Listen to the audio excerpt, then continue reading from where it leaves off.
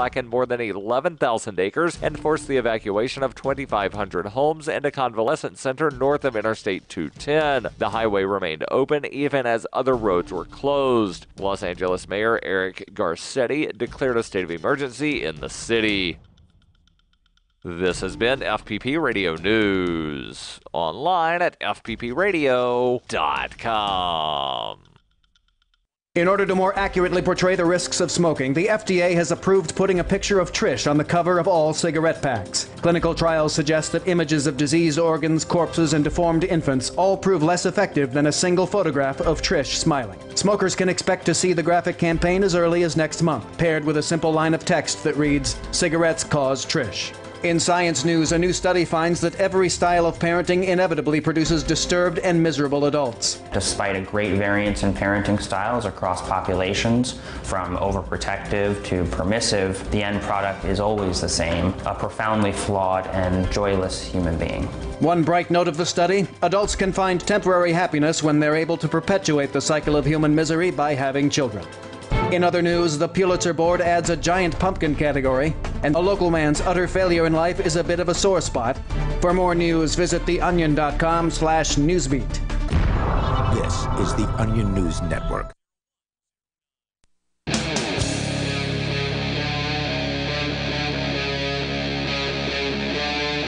Free Talk Live. It's Free Talk Live. You may dial toll-free and join us right here on the radio. Our number is 855-450-FREE like freedom. That's 855-450-3733. We've got Skype, so you can join us on the Skype. And you'll sound almost like you're sitting here in the studio with us in some cases. Skype username is lrn.fm. In the studio tonight with you, you've got me, Ian. Mike. And Mark, back from paradise. You've returned from the warm weather of Florida to come back to 36-degree Keene, New Hampshire. Welcome back. Yeah. It's, it was a bit of a shock walking out of the airport, I got to tell you. Oh, okay. Well, anyway, here you are. Did you spend any Dash in Bitcoin at point of sale while you were down there in Point Sarasota? of sale. I don't think I did. No. I did do some transactions with people. Really? But, you know, I mean, just trying to spread the word, trying to get Dash in people's hands and stuff like that. Cool. Everybody that I've been talking to about Bitcoin, they want Bitcoin for the last 5, 6, 7 years down in Florida, and it all sounds like a bunch of cockamamie crazy stuff to them, are now very, very, very interested in getting their hands on Bitcoin. So it had sounded crazy, but now it's something they want. Yeah. Right. Yeah, that's what a lot of people are experiencing, where people who, you know, friends or whatever, family members that they talked to in the past about Bitcoin had written them off as crazy lunatics. I think all those people had probably already written me off as a crazy lunatic, and this was just another one of the ramblings of a crazy lunatic. But in this case, you were right, and Bitcoin is right now at record highs again as we speak here. Last night it was at a record high. It's now over $1,000 more than what it was last night as we are talking to you here on Wednesday evening at about 7 o'clock Eastern Time. It's $13,909 on BitcoinAverage.com, which means that probably at some exchanges around the world, it's over $14,000. It's a bubble. Well, if it is a bubble, it's either a bubble or it's an adoption curve. It can only be one of those two, right? Well, you could have both. You know, right? There's could be a bubble within the adoption curve, right? And it does seem like there's jump ups and then drop downs. Yeah, it dropped down 25% last week when it went from like 12,000 to 9,000. In any other industry, and came back. You would call that a bubble. If you saw a drop of 25%. 20, 25, 30%, which you're seeing in Bitcoin several times in the last, couple quarters, you'd call that a bubble. But, people won't acknowledge those as bubbles. They say the whole thing's a bubble. Well, it could go down. I don't have any clue. Sure, there could be giant, big-moneyed investors that are moving into Bitcoin now, looking to put it in exchange-traded funds and hedge funds and all those things, and it just disappears tomorrow. But it doesn't seem likely. No, it doesn't seem very likely to me. Now, I will say this. Bitcoin ain't what she used to be. It isn't. It isn't a functioning currency.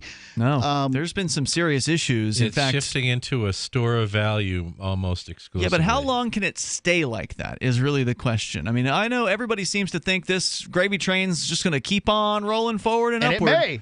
But I just don't buy it. I mean, I'm sorry. I love Bitcoin. I've been involved for a long time. Why are baseball cards worth hundreds of thousands of dollars?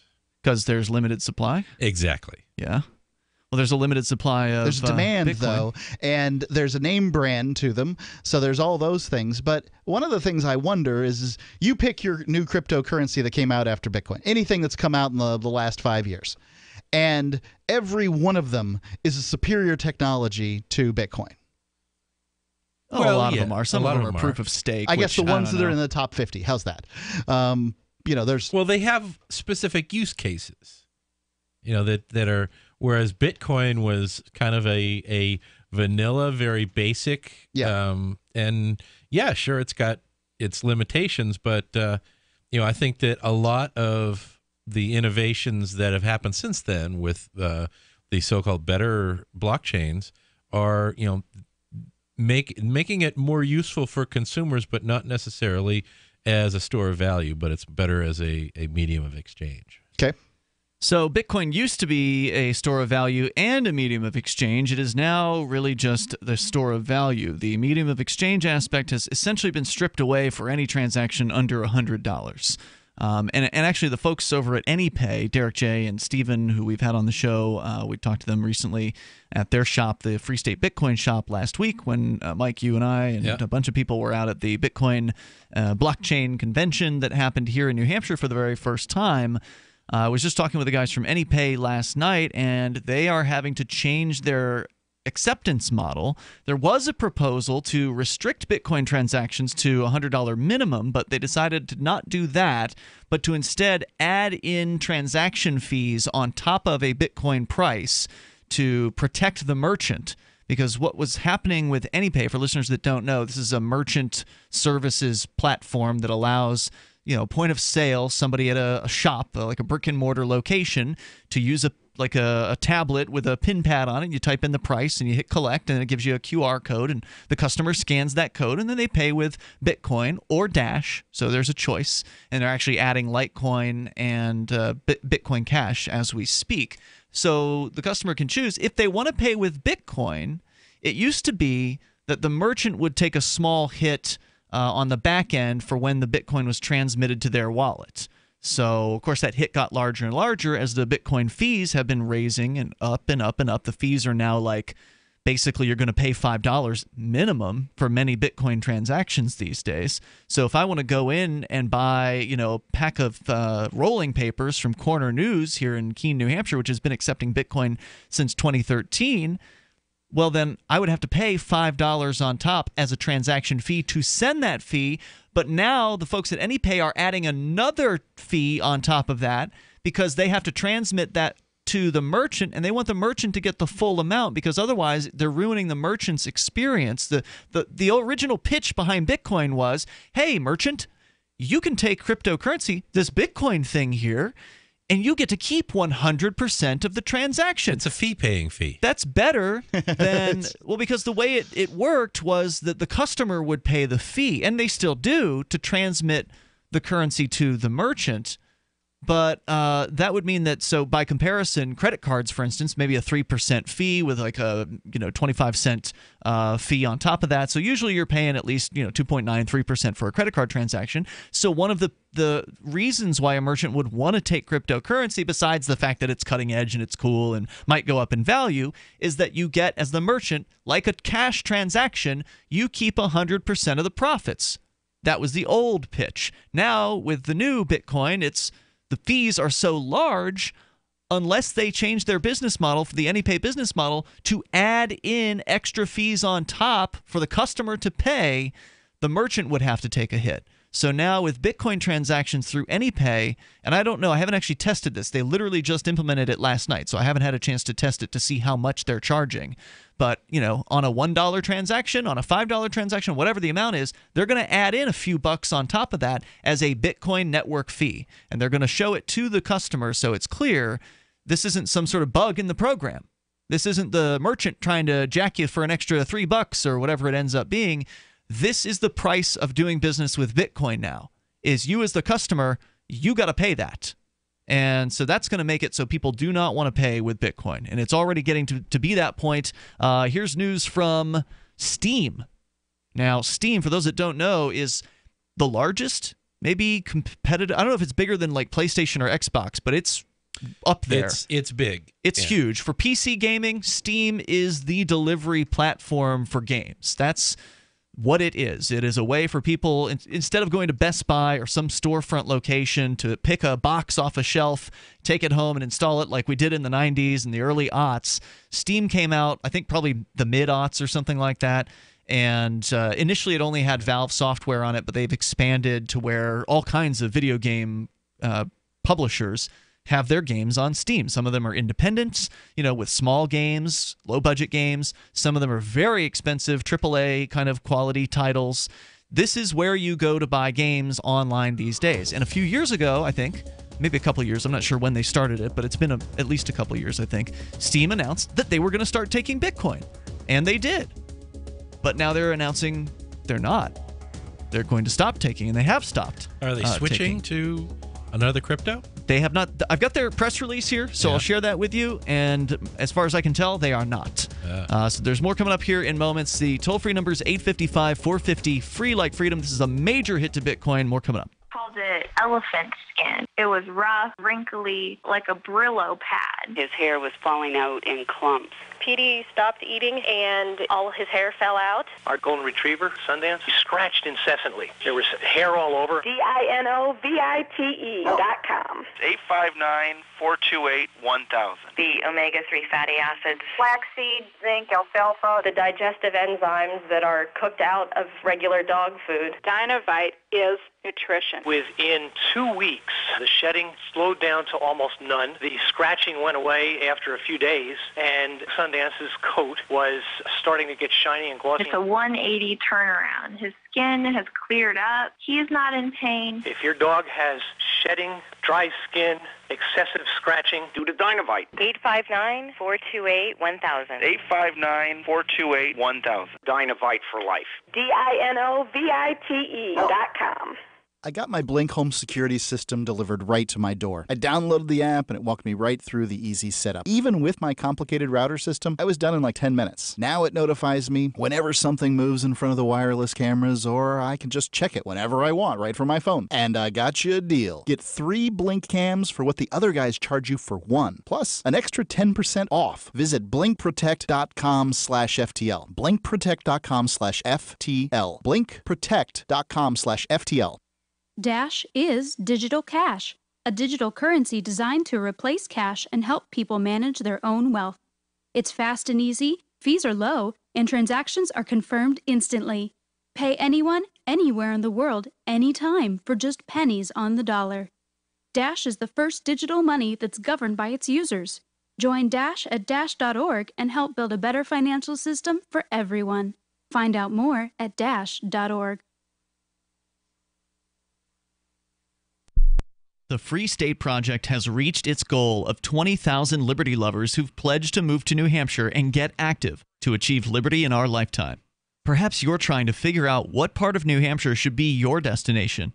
If so, consider Keene. You'll find more than 150 reasons to move to Keene at move.freekeene.com. Keene is famous for its historic, publicity-generating activism, as well as being the liberty media capital of the world. It's home to freekeene.com, New Hampshire's destination for liberty activism, news, and opinion. For years, we've been compiling over 150 reasons to move to Keene at move.freekeene.com, where you'll learn about some of what's happening here and what makes Keene a great place to live. If you love liberty, you'll probably enjoy anywhere you end up in the Shire. But do your due diligence first. Please visit move.freekeene.com for the full list of over 150 reasons to move to Keene. That's move.freekeene.com. The 3 most important things you can do for Free Talk Live are: 1, share 1 episode a week on Facebook or in some other social networking site. 2, Buy the things you buy online through shop.freetalklive.com. 3. Give $5 a month to the AMP program. It's my firm belief that Free Talk Live's AMP program is the best use of your charitable dollar among liberty-oriented organizations. Support all the organizations you love. But make sure you give $5 a month to AMP at amp.freetalklive.com.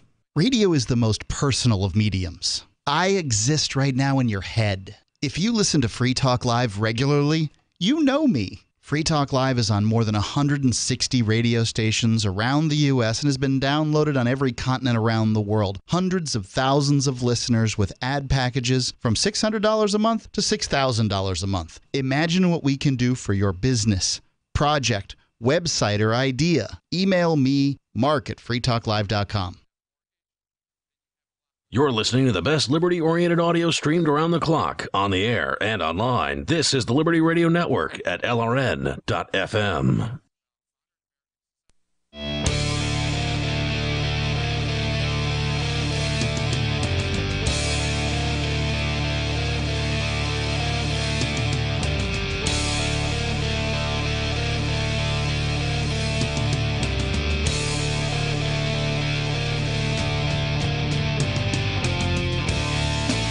Talk Live. Dial toll free. Bring up what you want. Our number 855-450-FREE like freedom. That's 855-450-3733.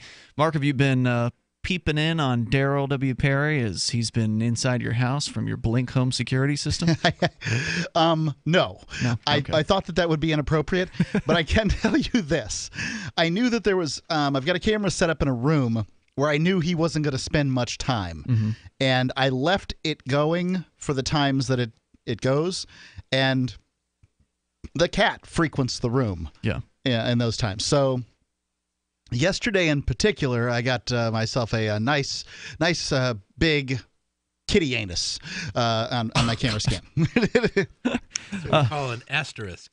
Right, it's just like an asterisk. Blink Home Security System is available to you over at blinkprotect.com/FTL. You want to talk about easy to set up? It doesn't get easier than this in my experience, and I've been involved with some setups of home security systems.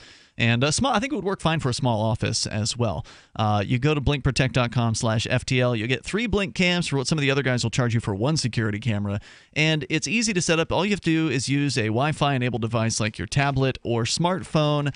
You plug in the one wire in the system, which is the power cable for their hub. You then pop the batteries into the camera units and put them wherever you want them and get them rolling within minutes. You can't beat this thing for value. You just can't beat it for value. It actually works. Right. I was surprised how well it works. It does what it says it's going to do, and it does it well, and it does it, very, very cost effectively. And you don't have to drill holes and run wires or any of that. It's a wireless camera system, and it doesn't have some crazy DVR made in China with a bunch of English that you can't really figure out, and you wonder if it's going to break. So blinkprotect.com/FTL, like Free Talk Live, to go get your Blink cams or order them for somebody that you care about this holiday season. As we continue here with the news about Bitcoin. As we are talking to you, it has crashed through $14,000 US per Bitcoin. Zoomed through. I wouldn't call it crashed. That's kind of the other direction. Well, I mean, yeah, okay, very good. Zoomed through, broken through the $14,000. Last night it was like $12,000. Like, it hasn't been 24 hours. I sent a message to a friend of mine last night saying, "Hey, happy 12,000," and that was at like 9 o'clock. It's 7 o'clock flabbergasted. Eastern. It's $2,000 in a day. I mean, it's just crazy. Yeah, well, I sold my BTC yesterday at a little over 12,000, and I'm thinking, oh, great, I made 5%. You sold some? Yeah, I sold, okay. and I'm like, I made 5%. Great, I'll wait till it dips and I'll buy back in, and it's like zoom to the moon. And I sold some back when it was 5,000 because I was tweaked out about the fork that was supposed to happen that ultimately got canceled. So if I'd waited another month, I could have sold it at twice as much. Yeah, I was too hamstrung to sell. When we were talking about Bitcoin back in the day, and it would go from $6 to $4 to $7 in a day, those kind of swings are the same as what you're talking about now.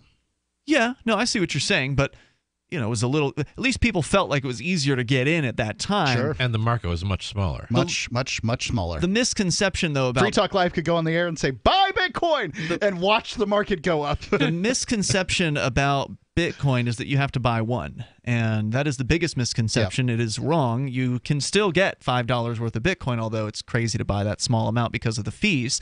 You probably want to buy 20 or 30 or $40 worth, but you can do that. Unfortunately, Bitcoin is becoming less useful over time, and another example of that is the fact that Steam, the world's largest gaming delivery platform, as far as I can tell, at least on PC, it's huge. It was big news a few years ago when Steam announced that they were going to start accepting Bitcoin. Unfortunately, now they're announcing they're going to stop. And in fact, they are stopping December 6th. That's today. As of today, this is from their press release on their website. Steam will no longer support Bitcoin as a payment method on our platform due to high fees and volatility in the value of Bitcoin. In the past few months, we've seen an increase in the volatility in the value of Bitcoin and a significant increase in the fees to process transactions on the Bitcoin network. For example, transaction fees that are charged to the customer by the Bitcoin network have skyrocketed this year, topping out at close to $20 a transaction last week, compared to roughly 20 cents when we initially enabled Bitcoin. Unfortunately, Valve, which is the company that owns Steam, has no control over the amount of the fee. These fees result in unreasonably high costs for purchasing games when paying with Bitcoin. I mean, some of these games are the price of the fees. Yeah. You know, $20 or less, you get a $5 game or a $10 game, and then you're doubling that price because of the fees. They say here the high transaction fees cause even greater problems when the value of Bitcoin itself drops dramatically. Historically, the value of Bitcoin has been volatile, but the degree of volatility has become extreme in the past few months, losing as much as 25% in value over a period of days, or in some cases, one day, a morning. This creates a problem for customers trying to purchase games with Bitcoin. When checking out on Steam, a customer will transfer X amount of Bitcoin for the cost of the game, plus Y amount of Bitcoin to cover the transaction fee charged by the Bitcoin network. The value of Bitcoin is only guaranteed for a certain period of time, so if the transaction doesn't complete within that window of time, then the amount of Bitcoin needed to cover the transaction can change. The amount it can change has been increasing recently to a point where it can be significantly different. The normal resolution for this is to either refund the original payment to the user or ask the user to transfer additional funds to cover the remaining balance. In both of these cases, the user is hit with the Bitcoin network transaction fee again. This year, we've been seeing an increasing number of customers get into this state. With the transaction fee being so high right now, it's not feasible to refund or ask the customer to transfer the missing balance, which itself runs the risk of underpayment again. So let me explain a little bit more here what they're saying. You go to Steam. You want to buy a $10 game.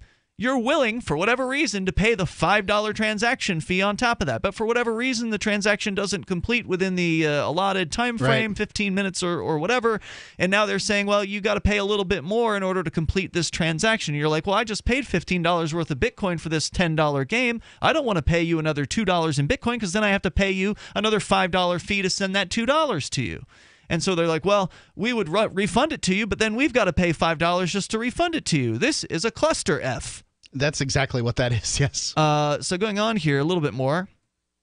So with the transaction fee being so high, it's not feasible to refund, which they say, or ask the customer to transfer the missing balance, which itself runs the risk of underpayment again, depending on how much the value of Bitcoin changes while the Bitcoin network processes the additional transfer. Because remember, the network delays are also a factor.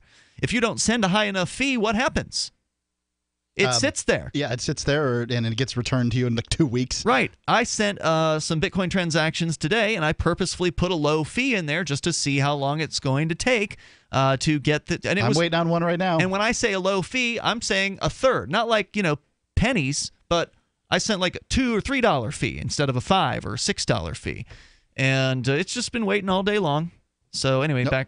Yep, mine's still waiting. At this point, it has become untenable, says Steam, to support Bitcoin as a payment option. We may reevaluate whether Bitcoin makes sense for us and for the Steam community at a later date. We'll continue working to resolve any pending issues for customers who are impacted by existing underpayments or transaction fees. I mean, this is just something that is taking way too much time. It is way too complicated, and they're kicking it to the curb. Who's next?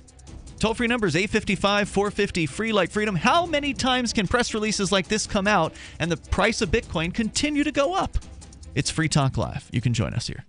Frustrated trying to get business capital? Want to take the slow process and rejection out of the equation? GCNLoans.com removes the slow, irritating approval process. Instead, get quick, simple funding. Powered by David Allen Capital, 80% of our pre-qualified clients are approved in days. Pre-qualify at GCNLoans.com and get your money this week. It's that easy. GCNLoans.com. That's GCNLoans.com. If you or someone you care about loves outdoor adventure, then check out slingbow.com for some unique holiday gift ideas. That's slingbow.com, where we have some innovative new products for the archer, hunter, or bow fishing enthusiast in your family. Now through January, use the promo code HOLIDAY to get free shipping in the U.S. or Canada. And from all of us at Slingbow Industries, have a safe, joyous, and peaceful holiday season. This is Michael Dean from the Freedom Fiends. I've run websites since 1996 and have used over a dozen web hosts in that time. AgristHosting.com is the only one that hasn't broken my heart. Agrist Hosting's uptime and service is stellar, and their DDoS mitigation is the best I've seen.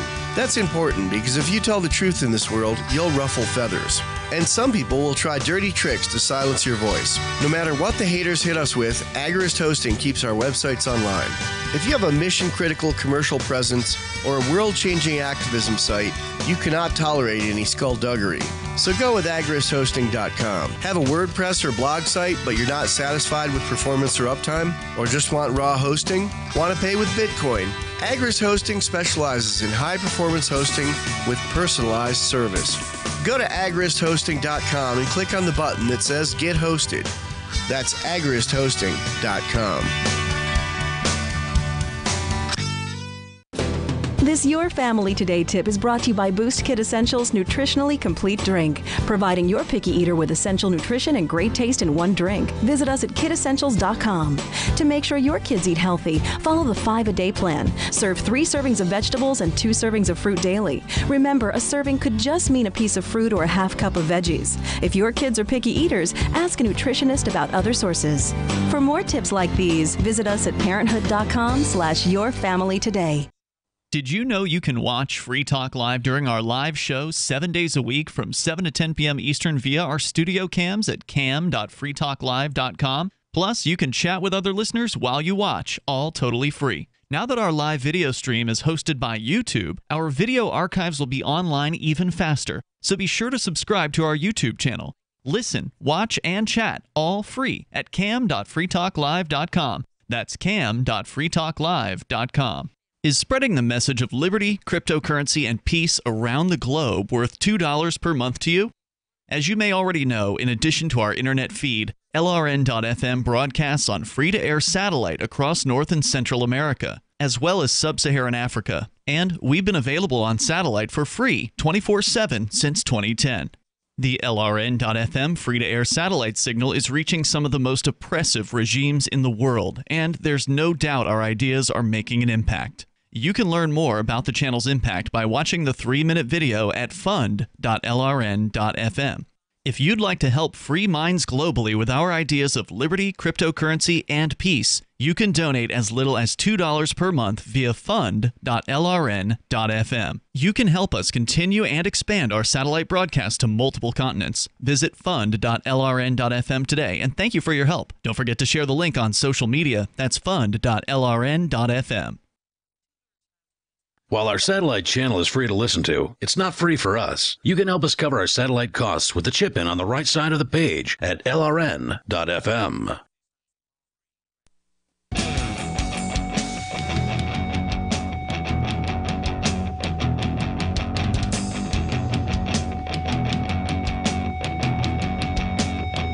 It's Free Talk Live. We invite you to join us on the radio. Our number is 855-450-FREE like freedom. That's 855-450-3733. We do have Skype, so Skype on in here. It's Skype username lrn.fm. As we continue, it's Ian, Mike, and Mark. You are interested in Bitcoin, are you? Well, maybe you need to learn a thing or two about it before you actually go and pull the trigger and actually buy some of it. Go to bitcoin.com. Great website to learn the basics about the world's first decentralized cryptocurrency. as many problems as it has, the price is still going up, with companies like Steam dropping support for Bitcoin. I question how long this meteoric rise can last, but nonetheless, the price continues up regardless of what I think about it. The hedge funds and the family offices are waking up to it. They're starting to buy it up. They're seeing it as a solid long-term store of value. Oh yeah, we got news about J.P. Morgan changing their mind. They're wonderful. So there's a lot of good news in the world of Bitcoin, and the price is certainly part of that. So if you want to learn more about Bitcoin, go to Bitcoin.com. You want to get the latest headlines about Bitcoin, go to news.bitcoin.com. You'll find all kinds of information there. And there's all kinds of other cool features on the Bitcoin.com site. They've got a forum. They've got some handy tools, like tools.bitcoin.com is where you can go at any time you want to get a quick price translation. What is this amount of dollars in Bitcoin, or vice versa. Or Bitcoin Cash, the new competitor to Bitcoin that is currently the number 3 cryptocurrency in the world. Bitcoin Cash, you can also change out the values there over at tools.bitcoin.com. So it's a really useful site, very, very informative. Highly recommend you check that out. As we continue, we'll take your calls and thoughts about what you want. We go to Pepper. He's on the line on Skype. Go ahead, Pepper. Where are you calling from tonight?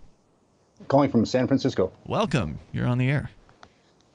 That was unexpected. I didn't know it wasn't quite ready. Oh. But I'm calling about here you Bitcoin are. wallets, actually. Okay. Yeah. So it fits right in, I think. Great. And you're calling from San Francisco, the supposed number 1 most Bitcoin accepting city per capita. I haven't found a single place. Yeah,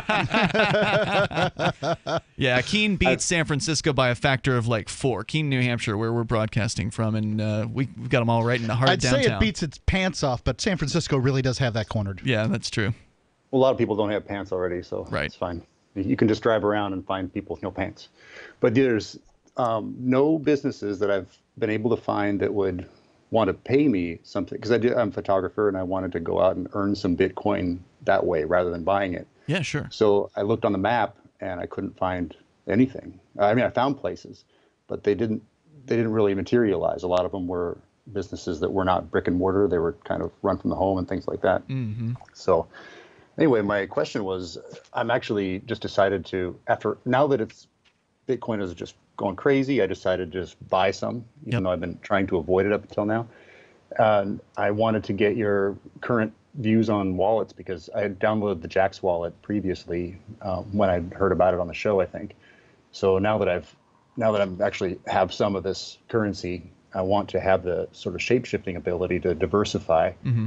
And I'm wondering, and I heard some comments about maybe Jax wasn't so great for some reasons, but I didn't hear any details. So I just thought I'd give it a shot and call into the show, and maybe I imagine there's about 1,000 other people having the same question. Yeah, unfortunately, Jax turned into a bit of a disappointment. It's got some bugs, and those bugs have never really been for different remedied. platforms, right? I mean, it's been a disappointment on both platforms that I've seen. Most people use it on their smartphone, whether it be Apple or Android. There have been issues with people sending the Bitcoin or whatever their crypto is out of the wallet.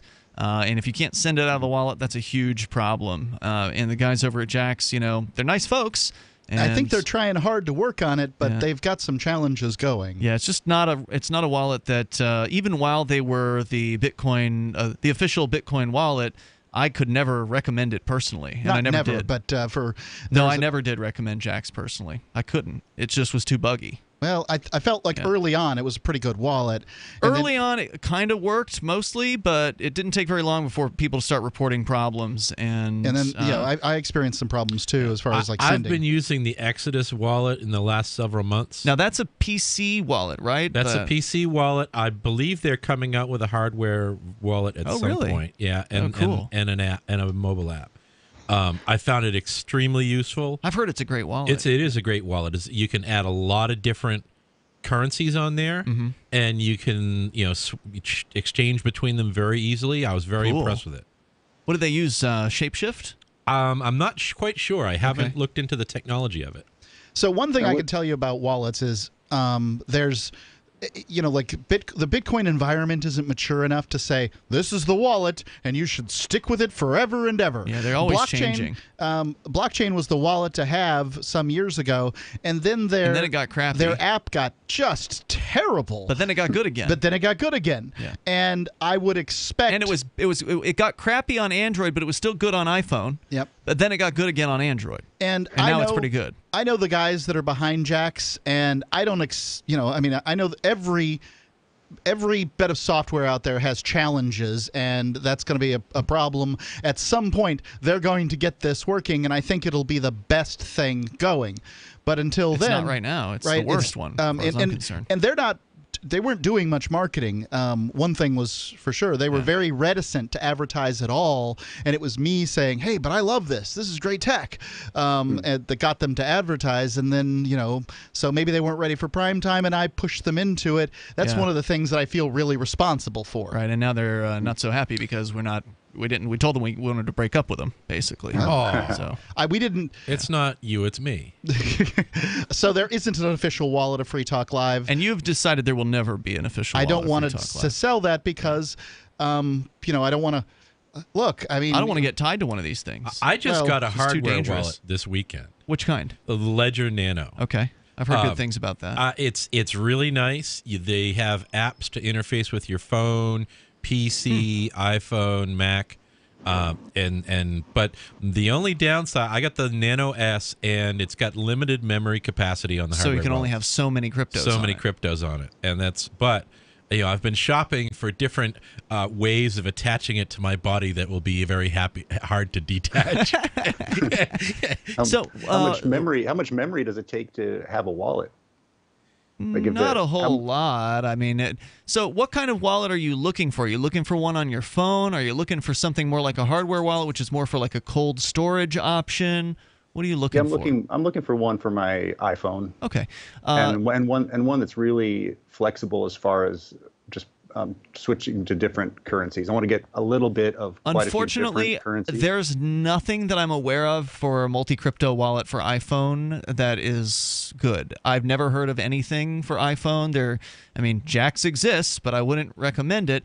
I did just hear quick about Jax. Quick about Jax, just to close out the Jax part. You guys know that the problems are really bugs. There's not really so much a security or trust issue there, right? It's just there was some security issues that came out about it as well. I forget exactly what that was. It's been a while since we discussed it. Even the Jax people admit you don't want to use it for storing a serious amount of cryptocurrency. Yeah. What do you guys think of Trezor?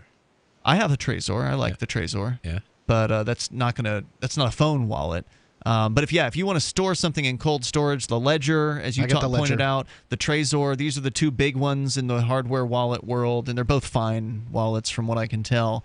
But as far as iPhone is concerned, even if there was a good multi-crypto wallet, you still don't want to store your life savings in a phone wallet in general. Yeah. You want to store an amount that you might need if you're out and about shopping, or if you just want to have something on hand. The phone that I have a software wallet on, I actually deactivated the cellular contract, so I only use it with Wi-Fi. Oh, wow. Because when I was in New York in May, someone basically cloned it and frauded me a whole bunch of money on Uber, and I'm saying, okay, that's it. I'm canceling my... Wow. So Coinomi is supposed to come out with a iOS device version of their software, and from what I've seen so far with their Android version, it's the best multi-crypto phone wallet that I've used so far, but it's not perfect. Our co-host Will Coley had some issues over the weekend sending Dash out of Coinomi, and I think he said it finally cleared up. But again, you're kind of it's still the bleeding edge of this technology basically right now, and so loving it. Keep that in mind, Pepper. And thank you for your call tonight. There's more coming up here. This is Free Talk Live. Whether you share content as a curator or produce it as a creator, the source of your advertising revenue is often limited by intermediaries like YouTube. What if there was a way to connect content creators directly with advertisers, decentralizing attention-based market advertising transactions and putting the control back into the hands of content owners? Introducing the revolutionary Signal Token Protocol by Spective VR. Partnered with Blend Media, the largest network of 360 video content in the world, and featured on Fox Business's Innovations, Spective VR is a 360 VR streaming platform created to be the first use case and early adopter of the Signal Token Protocol, driving real use and allowing Spective to optimize their platform. SpectiveVR.com is hosting a pre-ICO for Signal tokens starting December 8th at a 40% bonus. For early access to the token sale and an exclusive 60% token bonus, sign up for the email list at SpectiveVR.com. It's about time something new came along for better selling and buying online. And I found it. What now, Marge? It's buysellmakeoffer.com. Never heard of it. It's a brand new company. That's why you've never heard of it. It's the newest and best way to sell any products online. I did all the research. Sell my car? Yes. Our home? Yep. My golf bag? Your golf clubs. All of them. How about your purse collection hoard? Hey, now. You said any product. Right. I did. We get 30 days free. Really? Packages starting from only $9.95. And buysellmakeoffer.com will never charge item fees, ever. Never. And this is cool. Listen to this. You can even use Skype or video to show your items. That's cool. Yes. All we have to do is go to the website, sign up, and then load our stuff to sell. I love this site. Buysellmakeoffer.com. Buysellmakeoffer.com. You got it? Buysellmakeoffer.com. Buysellmakeoffer.com. Better selling, better buying. Jared Gilchrist was surfing when he was attacked by a shark that took his leg. Thanks for being with us, big guy. Thanks, this is tight. What was going through your mind when you first realized that you were there with a shark all alone in open water? I felt like a total badass. It bit into my leg and started shaking it back and forth, and at that point I just felt, yes, this is sweet. I can't imagine what it would have been like to see the teeth sinking into your leg like that. It was sick. At one point, I just saw my leg just floating there in the water. It was awesome. Okay, we're joined now via satellite by Dr. Brian Caddy. What condition was Jared's leg in when you first saw him? It was in pretty rough shape. The shark had scissored through the muscle, and it was all just like hanging off the bone. It was nuts. Yeah, I kept touching it. It was slimy as hell. Yeah, totally. It was insane. Well, doctor, how do you deal with something like this? Well, you're never fully prepared for an injury this freaking cool. We just tried to stop the blood loss, and we took a bunch of photos because it's hysterical to freak out the nurses with gnarly shit like this. This is the Onion News Network. Did you know we've taken our LRN.FM telephone listen line to a new level with the LRN.FM audio on demand line? Now you can call 712-770-8447 anytime and listen to LRN.FM's live feed. And you can listen to a bunch of our original shows on demand. Long distance fees may apply. Just dial 712-770-8447 and choose from the menu. 712-770-8447. What do you shop for that you could otherwise buy at Amazon? Pretty much everything, right? Amazon has competitive pricing and they deliver, and that's a big plus. If you could plan ahead in your shopping, would you be interested in saving up to 33%? There's a catch. You have to do your shopping in Bitcoin. But imagine those savings. It's like a huge raise. All you have to do is go to saveatpurse.com. We've saved thousands, and you can too. Plan ahead and save. Saveatpurse.com. Do you love Twitter? Make sure you favorite the LRN.FM Twitter account so you can receive our tweets at twitter.lrn.fm. That's twitter.lrn.fm.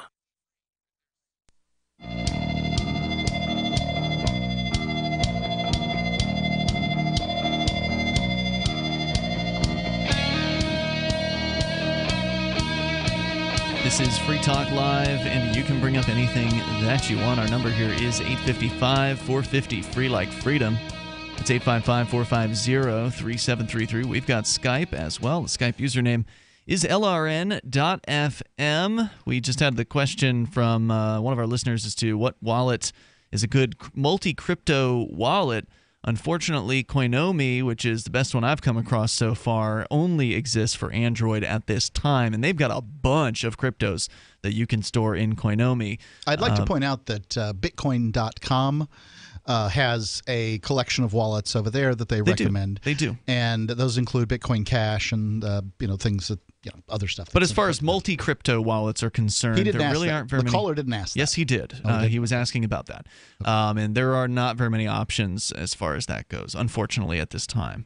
Hopefully, Coinomi will be following through on their promise to have its iOS version available sometime this year. We're running out of time. Or you could give up on your Apple phone and get a real phone. That's kind of the issue here is getting through the Apple app process is not easy. That is a problem, yeah. They make it a lot harder to get an app approved for their App Store than Google does. Right. That's a problem. Once it's through, it should be good, but, hasn't always been the case. If you want to be on the cutting edge of crypto, I'm sorry, iPhone is just not the place to be for that. Right. It's just not. Buddy, here's a few Litecoin. Get yourself a real phone. Yeah. toll-free number tonight if you want to join us, 855-450-FREE like freedom. I did just find a website, cryptocompare.com, that's got a lengthy list of these wallets, including like reviews and star ratings and a list of all of them, kind of what currencies they support and what operating systems they're available for. So at a glance, you can easily see that. But as you said, Mark, there's also a list over at bitcoin.com. And if you wanted to, you could go to the Free Talk Live forum over at forum.freetalklive.com. We actually have some crypto-specific subforums on that forum, and that might be a good place to ask questions. We just had somebody brand new sign up there today saying he heard about it on the radio and he had questions about Bitcoin. So he signed up, he created an account, and started to ask his questions. So if you want to do some crowdsourcing, that might be a way to do it as well. Check out our forum. It's free to get registered over at forum.freetalklive.com. Let's go to Sierra Leone, where Mustafa is on the line on Skype. Hello, Mustafa. Hello, guys. How are you guys? Hey, How good. are you doing? What's on your mind tonight, or today, or this morning for you? Oh, it's good. Presently, I'm not in Sierra Leone. I came down to Ghana. Ghana, all right. Yes, I'm presently in Ghana, in Kumasi. Got it. What did you want to talk about What's tonight? on your mind? Today, I want to talk about my trip for the Free Life Talk programs and for the Free State programs. You know, you guys have been telling you about that project, you know, since like past 3 years. I've not been succeed for that program. So like I'm, you know, still talking and still, you know, sending my message to libertarian guys in New Hampshire for them to look at my cry that I want to come for the programs because I need a Free Life Talk programs ready. So you're a libertarian in Sierra Leone. You want to travel to come to the to New Hampshire to check out the Free State Project's convention that they have, which is called the Liberty Forum, and that happens in the wintertime up here. But the issue has been what? Passport issues? What has been holding you up? Oh, did we lose you? Mustafa, are you there? Yeah, as I recall, on his first trip, he had all the paperwork put together and the money, and then basically he got denied. Yeah, right? one government, and I'm not sure whether it was his or ours, just said no. Yeah, and even on a tourist visa, really. I've never been an African, so I don't know how hard or how easy it can be. I know that the amount of money it takes to apply is prohibitively high for these folks. Right, you're talking about 6 months worth of pay in order to just apply or something. Right, and then, you know, and that application can be denied. I worked on this with Mustafa, and I got a, you know, letter from at the time, there was the transition between the two presidents of the Free State Project. It was Carla Garecki going out and Matt Phillips coming in, and I got a letter from both of them and a couple of other letters of recommendation. I mean, this is just for the visa. Yeah, that should, you know, once you've got those recommendations, the invitations, that should be a lot easier to get the visa through. I'm really kind of shocked. Well, I mean, the government can always just take your application fee and deny you. That way you have to give them another application fee. Yeah. So if the government of Sierra Leone would like or I guess the application fee goes to the American government. Yeah. I apologize. But if the American government wants to get, you know, twice the application fee, all they have to do is deny you once, and then, you know, if you really want to go, you'll save enough money to try again.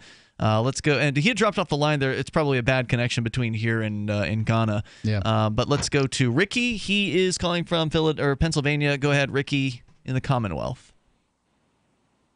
Brother Ian, Brother Mark. Welcome back, Brother Mark. Thank you. What's on your mind tonight, Ricky? Hey, same to you there, Brother Mike. Well, I've been kind of sitting here thinking, you know, I've been talking a lot lately about secession and Confederacy and all of these things, and it's kind of an interesting idea, if I may, Brother Ian. Yep, you called. Go ahead. Well, I started thinking of the Commonwealth and one of the problems we have here, like Philadelphia wanted to secede from the rest of us. And then I remember once talking about occupation. Now, I would not want that. Now, an even bigger problem is you got New York State wants to join the rest of the Commonwealth. What? Now, New York State wants to join Pennsylvania? Yeah, that's been something they've been wanting to do since 15, but there's a problem. 15 what? 2015. 2015. Okay. Is upstate New York or New York State in general? Well, it's New York. Well, I guess New York State. I mean, it's upstate New York mostly, but it'd be New York State. They want to get away from New York City. Oh, yeah, I know that there's a movement in upstate New York to secede from the state. Basically everything south of Westchester. Yeah, I've never heard the claim that they want to join Pennsylvania. Unless it's some sort of confederation between a Catskill confederation, maybe? Well, here's the problem. Then I had a very interesting idea who could join us. See, I would be fine because the people from upstate New York very much like us down here. But the problem is you'd have an island called New York City in between us. That would be a very bad idea if that were to be possible, which would be really a bad idea. You know what I mean, brother? Well, you'd also have to deal with New Jersey, which is kind of a nice toxic environment separating most of Oh, is it ever anymore? But see, I had an interesting idea. See, somebody that would be very, very much to join a certain confederation, New Hampshire.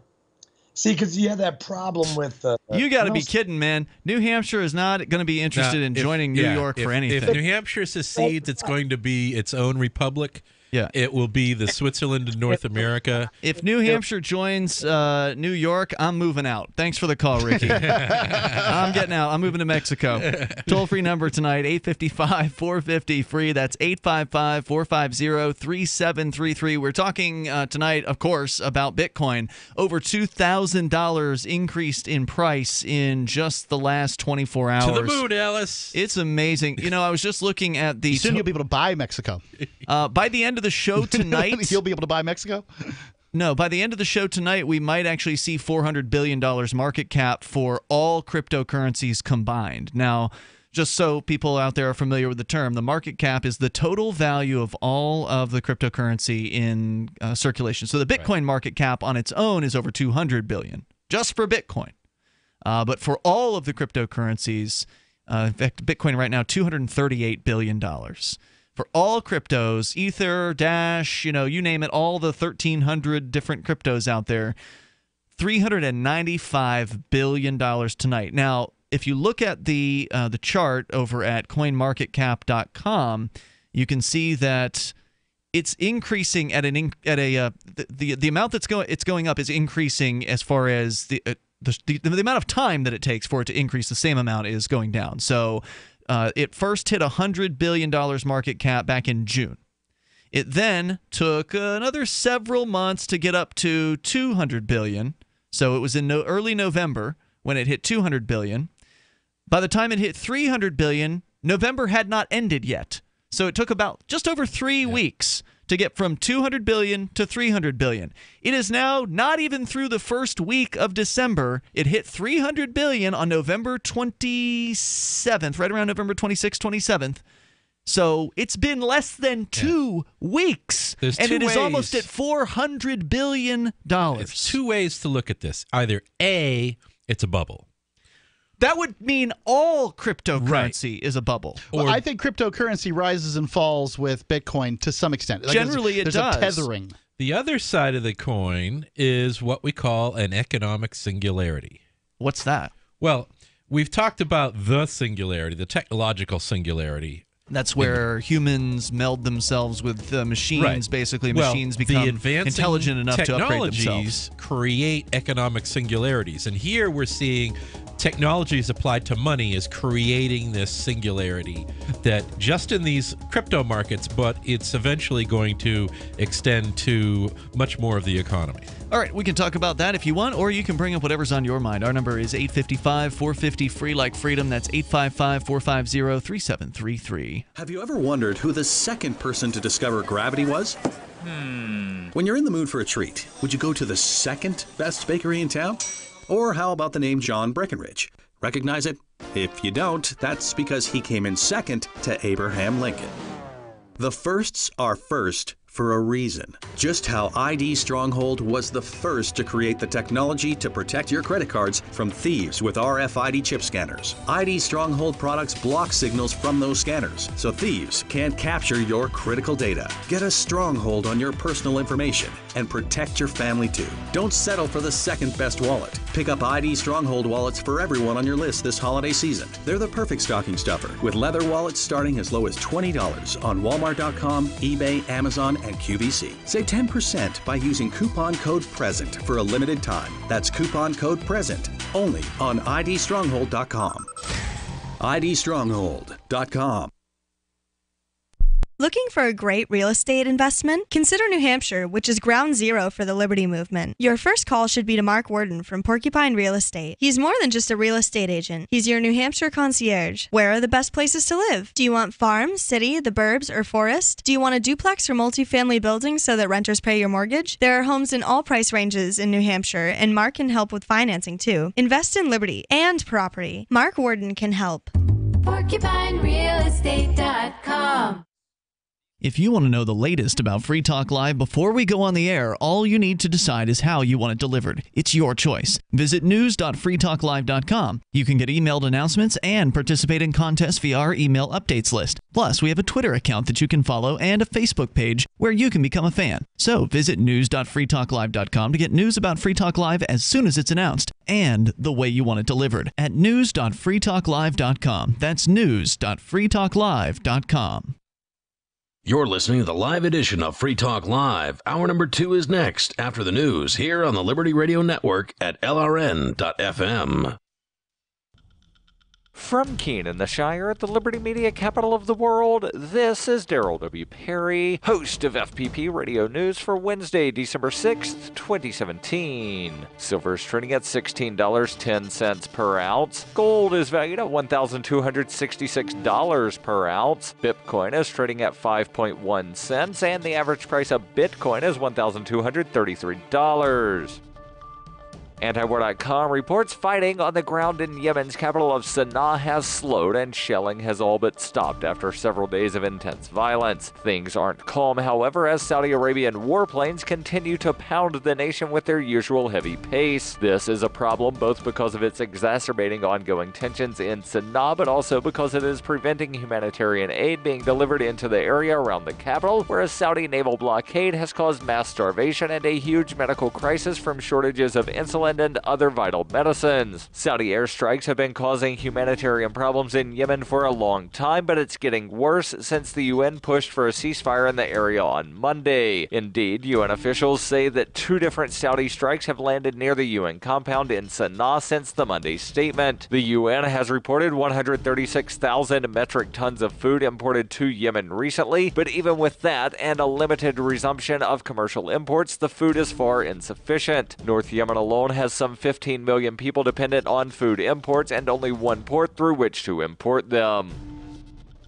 For over 40 years, Roberts & Roberts Brokerage has been a trusted source for buying and selling precious metals like gold and silver. And as a Bitcoin-preferred business, Roberts & Roberts Brokerage has removed the minimum purchase amount for all orders paid in the digital currency. Call Roberts & Roberts Brokerage today for knowledgeable advice on buying and selling precious metals and a forward-thinking approach to new technologies. 800-874-9760 or visit online at rrbi.co.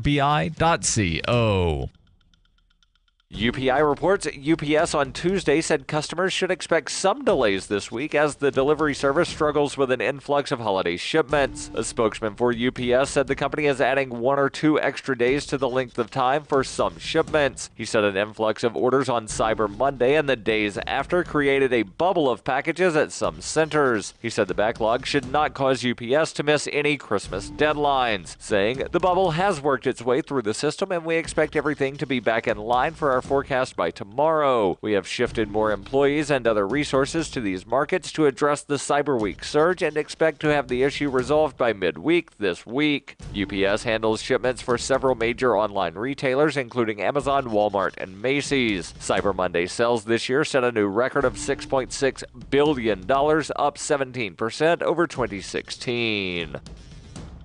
You can support FPP Radio by joining the Fans program. Fans are friends, allies, and numerous supporters. Fans help FPP afford to produce more original content. You can join the Fans program for as little as $1 per month through Patreon and get perks like ad-free versions of FPP Radio News and Peace, Love, Liberty Radio. To learn more or to join the Fans program, visit fans.fppradio.com. That's fans.fppradio.com.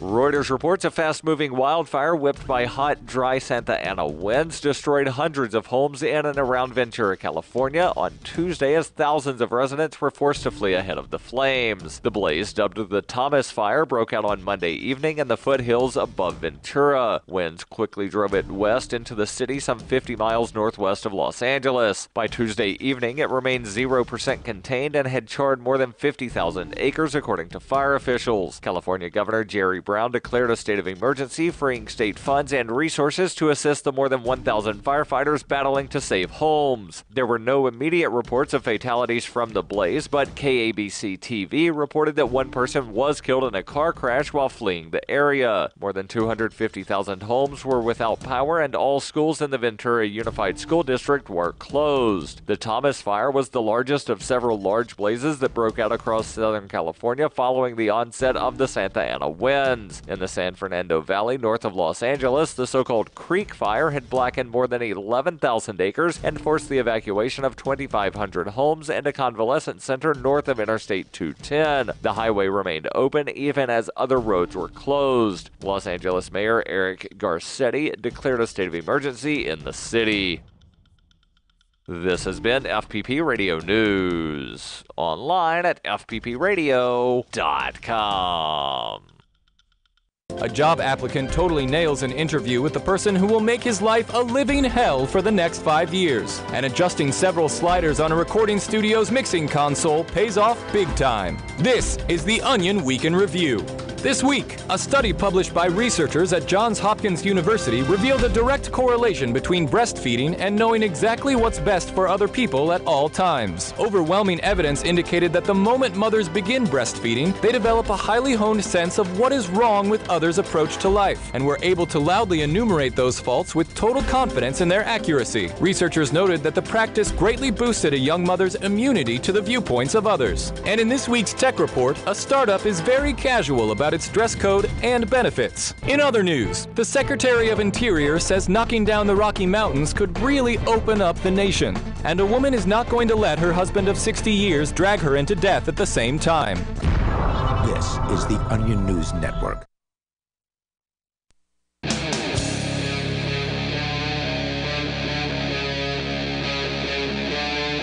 Free Talk Live.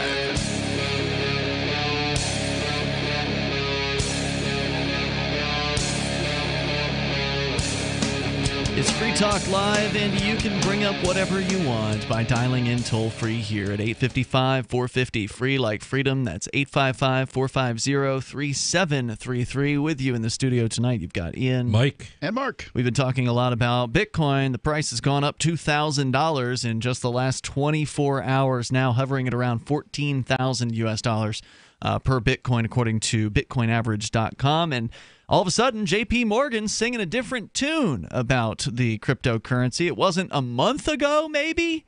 Month and a half maximum, that CEO of J.P. Morgan, Jamie Dimon, had come out and labeled Bitcoin as a fraud. And then in further interviews, continued to attack the world's most popular and the original first ever cryptocurrency. And then he shut up about it.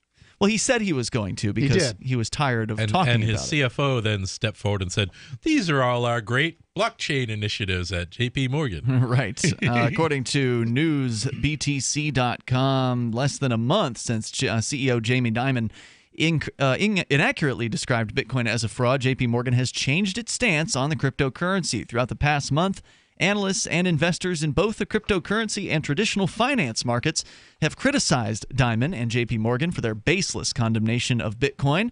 Almost immediately after the company's CEO called Bitcoin a fraud and a bubble, J.P. Morgan was fined $4 billion for actual fraud in September. After that, Dimon broke his personal promise to not discuss Bitcoin any longer by describing it as a money laundering tool. Ironically, J.P. Morgan was cracked down on by the Swiss financial authority FINMA for money laundering. Oh, my God. Earlier this week. Then he must know what it is. J.P. Morgan analyst Nicholas, this is a good last name, Pangirtzoglu, publicly stated that Bitcoin has the potential to become an emerging asset class, given that CBOE and CME, two of the world's largest options exchanges, will be listing Bitcoin futures by mid-December. And we also heard the news recently that NASDAQ in the United States will be listing Bitcoin futures coming up sometime in by mid-2018. So you're starting to see a lot of these big, old school, old money financial companies and organizations climbing on board the Bitcoin train. The analyst over at JP Morgan said, quote, "The prospective launch of Bitcoin futures contracts by established exchanges in particular has the potential to add legitimacy and thus increase the appeal of the cryptocurrency market to both retail and institutional investors," he said. He further emphasized that as the acceptance of Bitcoin as a store of value continues to increase, the market valuation and price of Bitcoin will likely increase proportionally. This week, several highly respected analysts, including Satoshi Citadel Industries co-founder Miguel Cuneta, explained that Bitcoin is only starting to transform the finance sector, and the price of Bitcoin, which is currently, when this was written, around $11,500, it's now over $14,000. There's no way to quote the price of Bitcoin in a news article. No, it's just stale instantly. As soon as, Free Talk Live is podcasted to the world. 5 seconds ago. Right. Free Talk Live is podcasted and archived for the last 15 years. You can go back and get free archives from 15 years ago of Free Talk Live at archives.freetalklive.com. It's about 11 years, but yeah. And I wonder what it must be like for people that go and get, say, the January 2012 or whatever. No, 2011 episode where we talked about Bitcoin for the first time, and I accepted, I think it was 9 Bitcoin. I thought it was 27. No, it was 45. Bitcoin. Okay. Yeah, it was 27 cents. 45 Bitcoin for a $9 meal from Gavin Andreessen while we were at Thai Garden while he discussed this stuff with us. Well, think about in past generations, okay, the old people would always get all cranky about all this fast change that happens, too fast for them. And, they remember when they were riding horses around and stuff like that. Yeah. And, we're starting to experience that level of exponential change. In my day, we paid 10,000 Bitcoins for a pizza, and we were happy to have it. It was a damn tasty pizza. 2 pizzas. So there you go. JP Morgan changing their tune as Bitcoin, they're saying, is an emerging way to protect your value. Now, of course, is it always going to be that way? No, there's no guarantee, but the direction over time has generally been upward with Then Bitcoin. we had Stiglitz last week. Right. In fact, you had now Stiglitz is this guy. We read a story. He was attacking Bitcoin for something. Yeah, he was on or other. Bloomberg last Wednesday. What was he? A professor or something like that? He's a professor of economics at Columbia University, and he hates Bitcoin. He's a Nobel Prize-winning economist. That's right. And he's one of the leaders of the Economic Council of the OECD, which you can Google up because I can't remember what that stands for. And but basically, he's a big hoop-de-doo. He got appointed to that position by the UN Secretary General, which obviously means it's something important. And so he was attacking Bitcoin as only a means of evasion and that it should be banned. Right. So this is the shtick that they came up with, but it's 5 years old, right? Yeah. The whole idea that Bitcoin is only being used by terrorists and drug dealers. What? What? I mean, ridiculous. This is the craziest, stupidest thing. First off, it's being used by money speculators, but let's talk about the means of finance that terrorists and drug dealers actually use. The FBI loves blockchain. Why is that? Because they can track every transaction from the corner drug dealer up to the kingpin. Right, because terrorists and drug dealers use U.S. dollars to transact. And nobody is saying anything about bringing Donald Trump in by the hair and holding him accountable for the stinking money of his, right? Or bringing Janet Yellen, taking Cherry Yellen's face in front of the world court and making her responsible for this currency that's used by drug dealers. How much actual money laundering goes through J.P. Morgan? Good question. Exactly. These criminals point their fingers, and there's 4 pointing back at them. It's just projection. That's It's all what they, it is. Sure. So, anyways, so you wrote a letter. Was it you yeah. that came up with this? I was in Portsmouth for the blockchain event, the Free State Blockchain Conference. Yep. And so I was there with my team from Galactic Systems and David Mondras and his team from Trive.news. And so we were having a chili dinner. I'd made my special maple venison hunter chili, and everybody was just loving it. And even the vegetarian got tricked into eating some of it. Oh, that's not fair. And so we were so incensed, and maybe it was the ouzo, but we were so incensed over Stiglitz's comments the day before that we decided we were going to write a response. Now, David Mondras, he's generally tends to be a bit more diplomatic than I am, wrote a nice couple paragraphs, kind of humorous, but, being very nice about it. And I'm like, this needs a bit more oomph. So I wrote another... The Stiglitz guy wasn't very nice when he called for it to be banned. So I wrote a bit more, and I read it to everybody, and they're like, Mike, that's a manifesto. And I'm All right. yeah, that's the point. And so it's like, well, let's merge the two and make something that everybody can get on board with. And so we did that, and we read it at the conference in front of the whole audience. Right on. And we passed it around, and we got hundreds of signatures. And we're going to be putting it up. Should have been up by now, but it's supposed to be going online so the whole world can sign on to this letter. Okay. And so I have the letter here in case our listeners want to hear it. I would like to hear it, yeah. Okay, so here we go. Dear Professor Stiglitz, you are right. We, the undersigned, have dedicated our lives to individual sovereignty, individual responsibility, and personal liberty. We observed your interview on Bloomberg attacking Bitcoin and advocating that it be banned because its success is solely due to its ability to circumvent its lack of oversight and that it doesn't serve any valid social function. Didn't he also say we should go back to the old systems? Yes. Yeah. Yes. And so your the words ones he can control illustrate a yearning for control over when, where, and how we should invest, and control ultimately how over the right way to live. You're correct that Bitcoin was designed to bypass regulatory controls that we were born into. We have lived through the hyperinflation of the 70s. Let's talk about more here in moments. The toll-free number is 855-450-FREE. That's what these guys are afraid of. They're afraid of losing their grip. They're afraid of losing their control over the most important thing to control, which is money. Absolutely. If they have control of money, was it Baron Rothschild or whoever famously Give me said? Control of the money and I can control the world. Yeah, pretty much. That's we'll continue with more. Your thoughts are also welcome. This is Free Talk Live. When I get to about 3/4, when I get down to the bottom, a couple more scoops, it's time to place my order. Dinovite.com. Order a 90-day supply of Dinovite for your dog this week. We'll send you a bottle of Super Mega Fish Oil free. Packed with omega-3, DHA, and EPA fatty acids. Super Mega is great for your dog's immune system, healthy skin, and soft, shiny fur. Try Super Omega Fish Oil. Free this week at Dinovite.com. If it's working, don't quit. DINOVITE.com. Do you want to help build a better financial system for everyone? Join Dash. Dash is digital cash, a digital money platform designed to replace cash and help people manage their own wealth. It's fast and easy, fees are low, and transactions are confirmed instantly. Dash is decentralized, run by users who earn rewards for helping run the network and make governance decisions. Dash is set up to succeed where other platforms have failed. Give it a try at dash.org. Help people take control over their financial future today. Find out more at dash.org.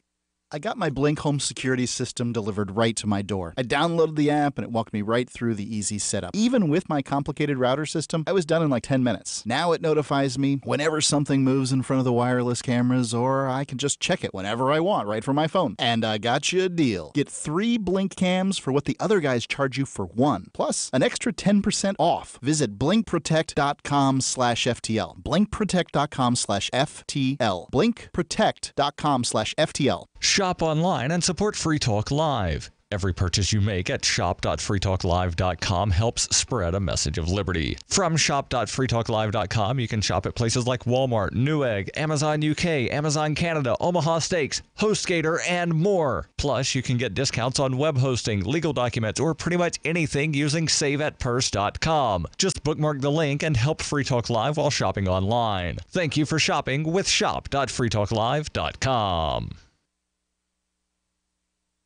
Since time began, tyrants have taken aim at personal liberties. Now there's a movie that aims back.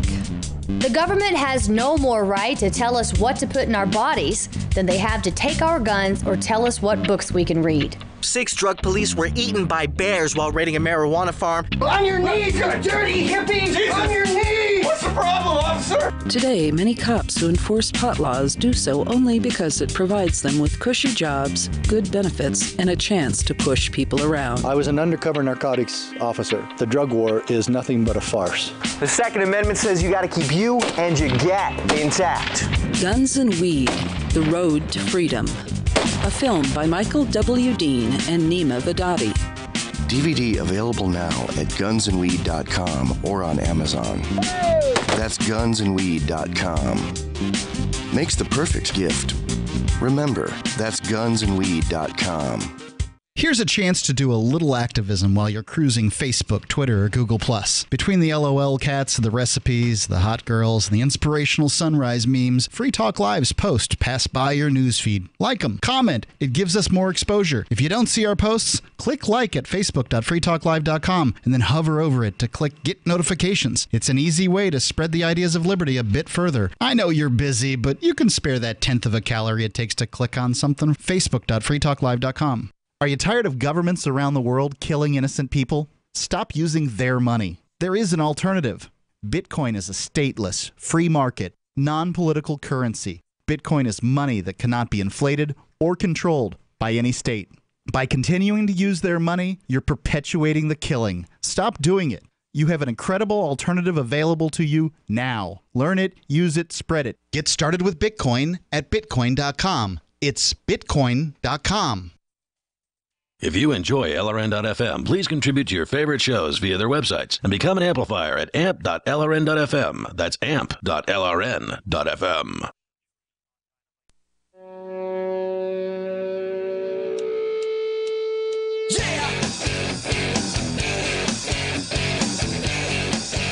This is Free Talk Live. We invite you to join us right here, toll free, 855-450-FREE, like freedom. If you want to take control of the airwaves, you don't have to talk about cryptocurrency, although we're pretty excited about it, and it is an interesting world to explore. We, in fact, talk a lot about it, not just because we're excited, but also we've got some great sponsors behind the show, like Dash. It's digital cash, a digital money platform designed to replace cash and help people manage their own wealth. It's fast, can be private and easy, fees are low, and transactions are fast and can be confirmed instantly. In fact, you can pay anyone, anywhere in the world, anytime for just pennies on the dollar, and Dash is decentralized and run by users who earn rewards for helping run the network and make governance decisions. Anyone can invest in Dash and earn rewards for helping run the Dash network. Join Dash and help create a better financial system for everyone. Take back control over your financial future today and find out more at Dash.org. There's a lot of momentum behind Dash right now. Go to Dash.org and find out why. We have some good news for the Dash world here in New Hampshire. We're following in the steps of Portsmouth, New Hampshire, where the AnyPay system was released about a couple months ago, and we've been adding in Dash accepting businesses here in the Keene area to the point where, as of tonight, I believe I have accomplished bringing on every single Bitcoin accepting retail mom and pop food location in Keene, New Hampshire. So everybody that was accepting Bitcoin is now also accepting Dash. So awesome. Finally, you can actually want to spend cryptocurrency again here, because most people did not want to spend Bitcoin once the fees became so insane. Dash's fees, on the other hand, are actually sane. You might spend no more than 1 to 3 cents to send a Dash transaction, whereas with Bitcoin, you're looking at $3 to $10. Well, you don't want to spend Bitcoin. something that's going to go up overnight either. And right, that's one reason why, like, even if the fees weren't that bad, people still wouldn't spend Bitcoin because it's going up in value. That said, Dash has also been going up in value over time. In fact, although it did drop within the last 24 to 48 hours, it went down from like $750 to $640 for a Dash. So, you know, it has Don't expect it to stay there. Dash on sale. It has gone down, but ultimately Dash, the last time I looked, was if you go to coinmarketcap.com and you rank by price, Dash was number 3 the last time I looked, which was a couple days ago, so I don't know if it still is, but it was Bitcoin, then Bitcoin Cash, and then Dash. And Dash is the only cryptocurrency right now positioned at a place that would make it useful in retail. And I think that's an important place to be. And I'm glad that Dash is there, because if it weren't for Dash, we'd have no options on the table. Bitcoin Cash maybe, and the folks over at AnyPay are starting to implement Bitcoin Cash, but it's still in a beta testing phase. And the Dash people are looking to roll out a upgrade that's going to reduce their fees even more, to where the Dash fee reduction will be like 10% of the Bitcoin Cash fees, or 10% of the current Dash fees. So Bitcoin Cash has got a lot of work to do to catch up with Dash. Dash has a system. They've got a governance structure set up in place, and they've got a built-in payment, or a built-in promotional plan for Dash, where people can make proposals to the Dash community, and then the people who are invested in Dash get to vote on that. They're called masternodes. They vote on these proposals. These guys are spending like 6,000 Dash per month, or up to, because sometimes they don't even have enough proposals to spend it all. There's just, there's not enough of them. So, I mean, if you take 6,000 and multiply that times, $640, you're looking at $3.8 million per month. I was just taking a $1,000 Dash. Yeah, there's a nice promotional budget for Dash. Monthly. And nobody else, in none of the top 10 cryptocurrencies have that level of promotional budget. The Bitcoin Cash people are trying to do something similar, but they're doing it through a voluntary donation program. And I don't think that's going to it's a cool idea, but I don't think it's going to pan out as well as the Dash plan. So anyway, check it out at dash.org. So, Mike, you were sharing with us a letter that you and some other folks cobbled together this last weekend over at the Free State Bitcoin, or Free State Blockchain Conference, the very first ever, which was a great conference, by the way. Looking forward to next year. Yeah. We had the pleasure of broadcasting from that, and you showed this to me that day. Yeah. You went and got, 100 signatures? I haven't counted them all, but it's somewhere between 100 and 200 Dozens and dozens of signatures on this letter written to a guy named Stiglitz, who is an economist, supposedly, who has come out on the attack against cryptocurrency like Bitcoin. Yeah. And so I got the first paragraph done, and so it's the second one is you're correct that Bitcoin was designed to bypass regulatory controls that we were born into. We've lived through the hyperinflation of 1970s, the stock market crash of the 80s, the dot-com boom and bust of the 90s, and the housing market crash of 2008. Which affected us all the way into the teens. Yeah. And in the wake of these horrendous failures that have irreparably damaged countless lives, it should be no surprise that individuals have sought and developed a system to escape future collapses. Yeah. Satoshi. Yeah, this is the funniest thing. This is like the government school teachers when they critique charter schools. Yeah. This is how hollow this sounds. This is a high-level economist, talking about how Bitcoin is unregulatable. You people have been regulating this crap for centuries, and we, failing. the little people, continue to get screwed. Yeah. One might soon withdraw the reasonable doubt that they're giving to you criminals. Yeah, the plan is to screw you. I mean, that's what the fiat money systems around the world are based on. That's what they're really upset about is that this could possibly threaten their little racket. Absolutely. Go on with the piece. Okay, so Satoshi Nakamoto designed for us, and we've embraced a brilliant economic structure that allows us to transact directly person to person and free of regulations that authoritarians have exploited for far too long. We simply no longer need a conventional system that has failed to deliver social value and function through regulation and the fiction of fiat fractional reserve banking. Out of both passion and necessity, we've innovated a system which is transparent, yet at the same time preserves personal privacy, which is accountable yet anonymous, which ensures truly democratic consensus while eliminating all the corruption and pettiness of party politics. Well, I don't know if I'll go that far. There's definitely some pettiness. There's definitely some pettiness on the side of the Bitcoin world, where you've had the Bitcoin geeks warring with one another for the last 2 years over how Bitcoin should scale up to the network demand. Yeah, I mean, there have been some people majorly shooting each other over it. Well, that's true. I mean, nobody's going to war physically over Bitcoin at this time, but the geek war that has been going on behind the scenes of Bitcoin has been about as petty as you can get. I mean, there's been name calling, there's been disrespect, there's been rudeness and attacks online, and it's been embarrassing, really. So I'm not going to agree with that part, but we'll hold the rest of it because we'll continue here in a moment. But let's go to, but that's the internet, right? People with anonymity are going to behave in very poor ways in a lot of cases. World War Geek is, I was hoping it was over, and it is by no means weaponized autism. We got Dylan in Wisconsin listening online. Go ahead, Dylan. Guys. Hey, what's on your mind? Not a whole lot. I mean, well, actually, that's a lie outright. All right.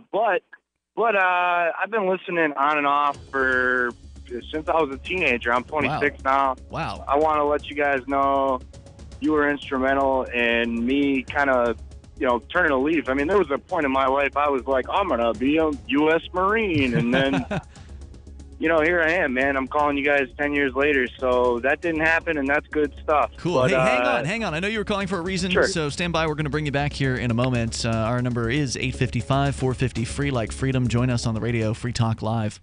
This just in. Before your doctor gives you another antibiotic prescription that you don't want, get this free report, The Miracle of Garlic, your first home medicine. This free report is filled with easy kitchen remedies for common colds, flus, sore throats, ear infections, and more. Plus, learn to boost your immunity before you get sick. Go now to gcnwellness.com. Just like it sounds, gcnwellness.com to get your free report, The Miracle of Garlic. Click gcnwellness.com. Want revenge on the common housefly? Well, after 10,000 years, someone has finally come up with a better way. The Bug Assault, a miniaturized shotgun, which utilizes ordinary table salt as ammunition. Non-toxic and no batteries required. So much fun, you'll forget you have a wife and kids. $39.95 and free economy shipping. Use discount code GCN and get an extra 10% off your purchase at bugassault.com. Makes the perfect stocking stuffer. Get your Bug Assault today. Hey guys, Mark Claire here, lionsofliberty.com, where we strive to advance the ideas of liberty daily. We bring you the Morning Roar. That's right, every Monday to Friday we'll have a brand new edition of the Morning Roar, where we provide a roundup of some news stories that you may not find in the mainstream media or even in your typical social media newsfeed. We find stories that relate to the ideas of liberty and provide you with our liberty perspective on them. Every Monday, we have our longest-running feature, Mondays with Murray, named after the great libertarian Murray Rothbard, where we'll examine an article or an excerpt from his works and help convey his view, along with our little spin as well. We wrap it all up every Friday with Felony Friday, where our own John Odermatt goes out and takes a look at some sort of felony. There's felonies committed every day, whether it's a felony committed by the police, a politician, or even an average citizen. You can find all of this and so much more over at lionsofliberty.com. Advancing the ideas of liberty daily.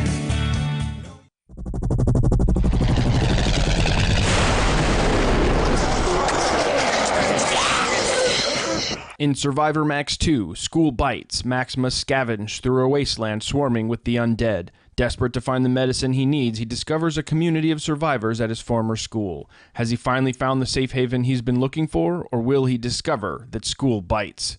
Look for Survivor Max on Facebook, read reviews on Amazon, and read Chapter 1 at survivormax.com. So you've heard all 3 hours of the latest episode of Free Talk Live, and you're still hungry for liberty-oriented audio content? Did you know that we have another 24/7 audio stream at LRN.FM? The Liberty Radio Network airs the latest episodes of some of the best liberty-oriented podcasts on the internet around the clock. In addition to recorded content, you'll also hear live shows like Free Talk Live, originating from our Keene, New Hampshire studio. So listen anytime at LRN.FM. That's LRN.FM. Why did you move to the Shire? I moved here to the Shire because there's other people around who take liberty just as seriously as I do. I moved to the Shire because I saw videos of people challenging authority and thought that I could get support myself. It called to me, like, do this right now. I wanted to be around people like me who got it. And once I got here, I knew there was nowhere else that I wanted to be. I've always wanted to change the world. So I moved to the Shire to join people who were actually working towards doing the same thing. The people here are awesome, loving, and positive. It was for the adventure and for the feeling of something important is happening here. And I just wanted to come to sort of be part of that. Visit ShireSociety.com to read and sign the Shire Society Declaration and learn the reasons why, if you love liberty, you should immigrate to the Shire. Plus, add yourself to the Shire map at ShireSociety.com. That's ShireSociety.com. You can put the Liberty Radio Network on the air in your area. Visit broadcast.lrn.fm to learn how. Broadcast.lrn.fm.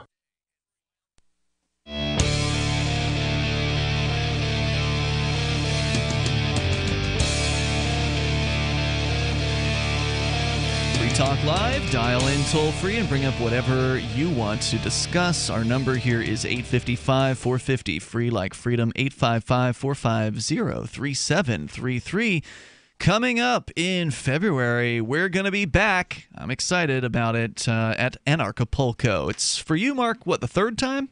Yes. It'll be my second appearance at Anarchapulco. It was awesome last year. And as I said last night, I think Anarchapulco takes the trophy for best, most fun libertarian convention that I've attended in recent years. It's taken it from PorcFest because PorcFest has become like a family-friendly event, and if you're into that, then go to PorcFest. But in Acapulco, they got parties, they got music, they've got it's Mexico. I mean, people are having a blast down in Acapulco. Sounds like I need to go. Yeah, you absolutely should. You're going to love it. It's very heavy on the cryptocurrency. In fact, the final day of Anarchapulco is called Cryptopulco. And it's all the speeches and discussions are focused on cryptocurrency. Otherwise, crypto will take over your Liberty event. You have to keep it in one. You have to have a separate event. The crypto ghetto. It's got to be so.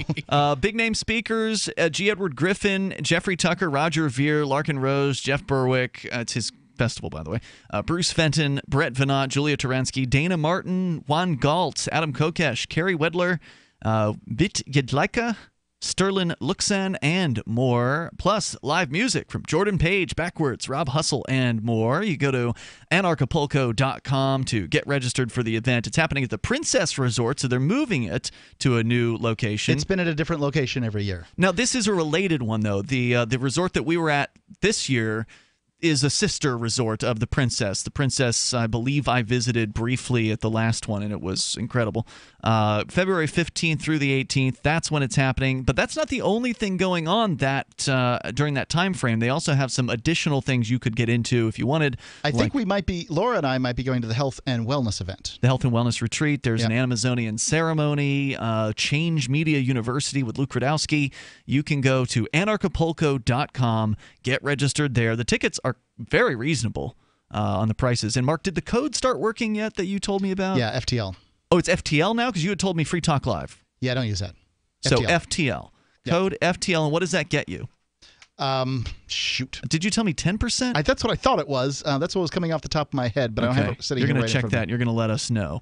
I think it's 10%. So anarchapulco.com. Use code FTL. You should get some kind of discount, and we'll get the credit for sending them the business, which... Man, I think they had several hundred people there last year. It's big. It's a big convention, and it's a lot of fun, and the weather's going to be awesome right in the middle of winter. Yeah, 10% off. Use code FTL. Oh, it's 10% off. It says here 10% off the Anarchapulco ticket and the the Health and Wellness combo ticket. So you may have to get one or the other or both. I think it's the combo ticket. Can you find that out? Because that's what it says.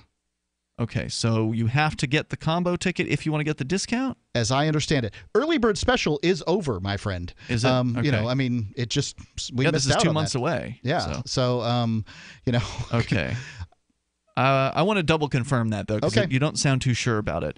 But anyway, check it out over at... I can read. Can people use the code anyway is the question. If you they should just use want to get the code anyway just to see what you get. Right, if they just want to get the regular ticket. You should use the code. I always Google for good codes for these things. Anarchapulco.com. You want to be there if you love a good Liberty convention, or if you've never been to one, this is the one you want to go to. Anarchapulco.com. We'll see you there as we go back to Dylan in Wisconsin. Dylan, you said you've been listening to the show for a long time. Since you were a teenager, you're now in your mid-20s. Thank you for that. And what were you calling about tonight? Real quick, the gist of what I wanted to touch on with you guys is a thing that keeps coming up. I happen to get several of my friends' interest piqued in crypto. I mean, I remember when you guys started talking about it, and I didn't have the foresight to buy in. Me neither. Well, I'm kind of kicking myself in the bum these days. You know, we certainly. I'm not even so sure I missed the boat, but I certainly missed a lot of opportunity. Sure.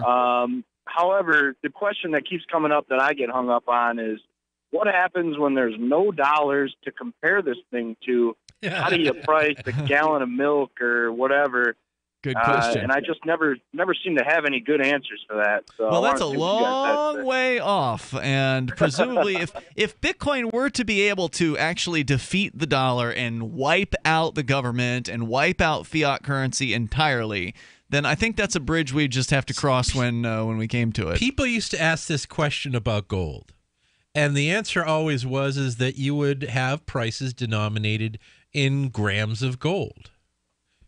And so, you know, in this case, if something happened to where the dollar magically went away, people would price things in Bitcoin or Bitcoin Cash or whatever. But would it be as volatile then?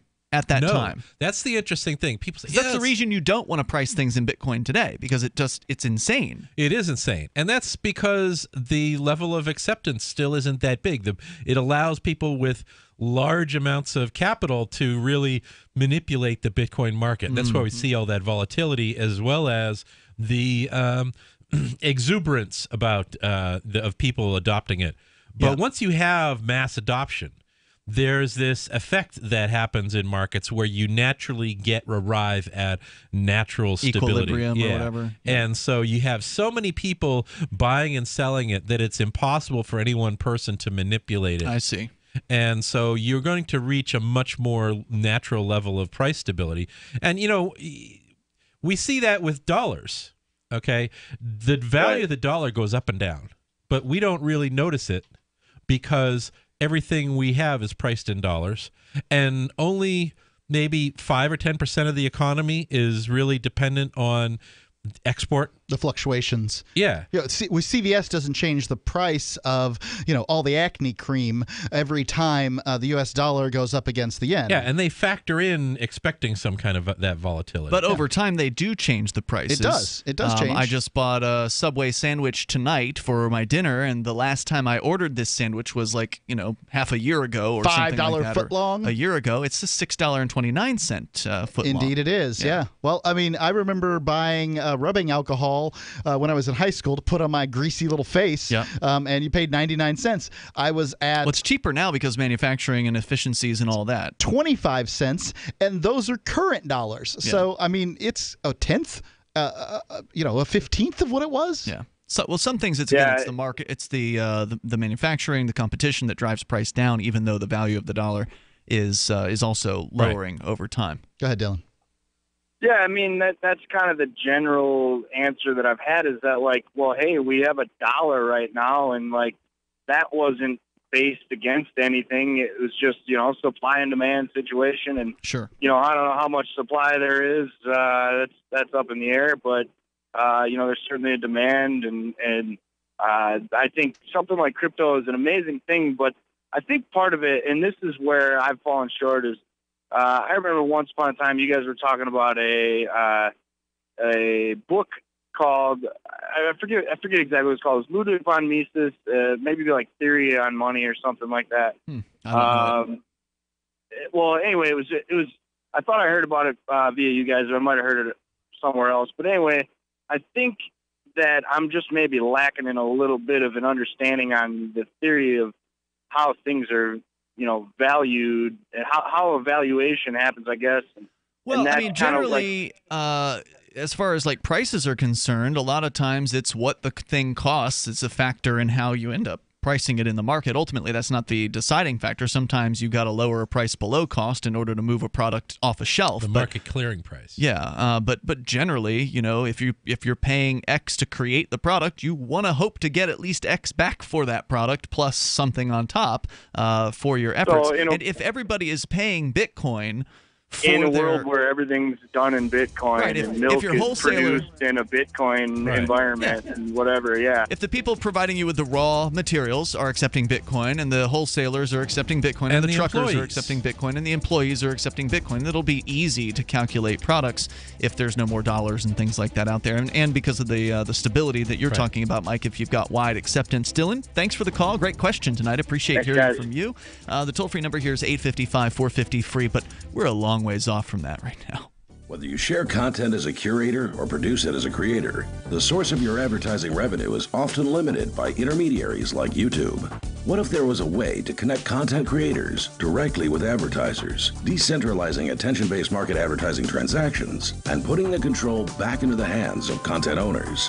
Introducing the revolutionary Signal Token Protocol by Spective VR. Partnered with Blend Media, the largest network of 360 video content in the world, and featured on Fox Business's Innovations, Spective VR is a 360 VR streaming platform created to be the first use case and early adopter of the Signal Token Protocol, driving real use and allowing Spective to optimize their platform. SpectiveVR.com is hosting a pre-ICO for Signal tokens starting December 8th at a 40% bonus. For early access to the token sale and an exclusive 60% token bonus, sign up for the email list at SpectiveVR.com. If you or someone you care about loves outdoor adventure, then check out slingbow.com for some unique holiday gift ideas. That's slingbow.com, where we have some innovative new products for the archer, hunter, or bow fishing enthusiast in your family. Now through January, use the promo code HOLIDAY to get free shipping in the US or Canada. And from all of us at Slingbow Industries, have a safe, joyous, and peaceful holiday season. KD Armor has been on a mission to manufacture the most comfortable body armor on the market, and we've succeeded. With the release of our CQB technology, we now offer the most comfortable concealable rifle threat body armor available. Things may look good now, but what if you need added protection? Get your very own concealable rifle threat armor today at kdarmor.com. And for a limited time, get all plates at wholesale pricing only at CATIarmor.com.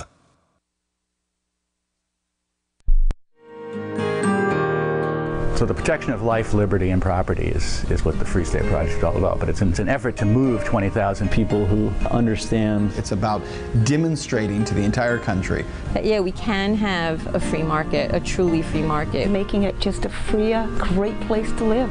It's the world's largest voluntarist libertarian community, and it's only getting bigger. That's amazing, to be able to move to a place where other people passionately believe in being free and independent. What the Free State Project is managing to do, though, is to put their money where their mouth is. It's physically getting up across the country and saying, let's go someplace and let's demonstrate the power of these ideas. There's a lot of kind of philosophy that surrounds liberty. There's a lot of thinking about it and talking about it. But here in New Hampshire, people are doing it. 101 Reasons Liberty Lives in New Hampshire, a documentary by Free State Project Early Movers. Watch it free at 101reasonsfilm.com. 101reasonsfilm.com. LRN.FM is proud to announce our official listening apps for Android and iOS devices. Now you can easily tune into our streams anywhere, anytime on your smartphone or tablet. Just visit apps.lrn.fm or search for LRN.FM in the Android or Apple app stores. Please download, rate us 5 stars, then share the link on your social media and let your friends and family know how you're listening to LRN.FM. Download it now, free at apps.lrn.fm. I love My Magic Mud. I drink a lot of coffee. I had stains on my teeth. Then I found My Magic Mud, and I was told it would remove stains. So I paid attention when I brushed the first time. My Magic Mud is black tooth powder, and the difference it made in my teeth in one application was noticeable. With 4, my teeth were as white as you normal folks out there. Please go to mymagicmud.com and buy a jar. There's 150 applications for $25. You can use Bitcoin, mymagicmud.com. You can connect with the Liberty Radio Network via our Facebook page at facebook.lrn.fm. That's facebook.lrn.fm.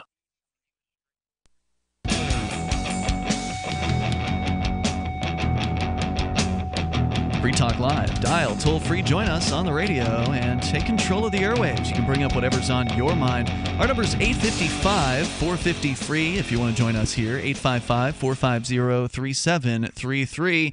'Tis the season to be doing some gift giving. You still have time if you want to get what might be a favorite gift for your loved ones, which is Omaha Steaks. They are back on with Free Talk Live. I'm so happy that we continue to be able to promote this product because it is great food. We've enjoyed it a lot here at the Free Talk Live studios, and they always have an amazing gift pack at this time of the year. In fact, with omahasteaks.com right now, for $49.99, you can get the family gift pack when you enter code FTL in the search bar at omahasteaks.com. That'll get you 75% off. Just an incredible package, and I'll tell you what's in it here in moments. But Omaha Steaks has some great unique gift ideas for gourmet food lovers. It's not just this family gift pack. You can get all kinds of different things, including seafood, poultry, pork, veal, lamb, veggies, desserts, appetizers, pastas, soups, seasonings, sauces, and so much more. It's not poultry, though. What does that mean? It wouldn't be small. Oh, poultry. Gotcha. Poultry, yeah. It's aged. Their meat, by the way, is aged for 21 days to unlock the full flavors of the cuts, hand-trimmed, vacuum-sealed. They've even got online recipes, wine pairings, and more. It's a great steak experience at home or whatever you're going to order. It's going to be a great product. It's shipped in a cooler full of dry ice, so it is cold when it gets to your front door or the front door of your loved ones that you might be ordering it for.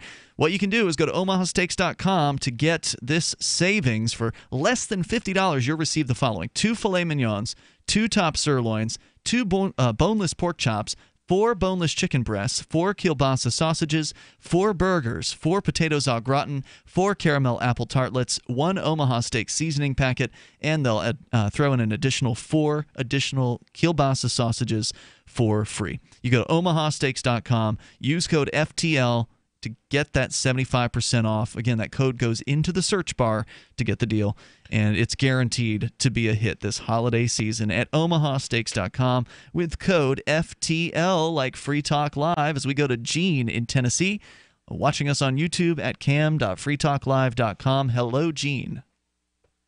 Hi, guys, and Mark, your teeth do look mighty white there on the camera. They look really nice. That's Gene, the Christian anarchist, with us here. Hello, Gene. Go ahead with your thoughts. I've been involved in promoting. Very good. I've been promoting liberty since the 70s. I've learned a little bit more as I got older.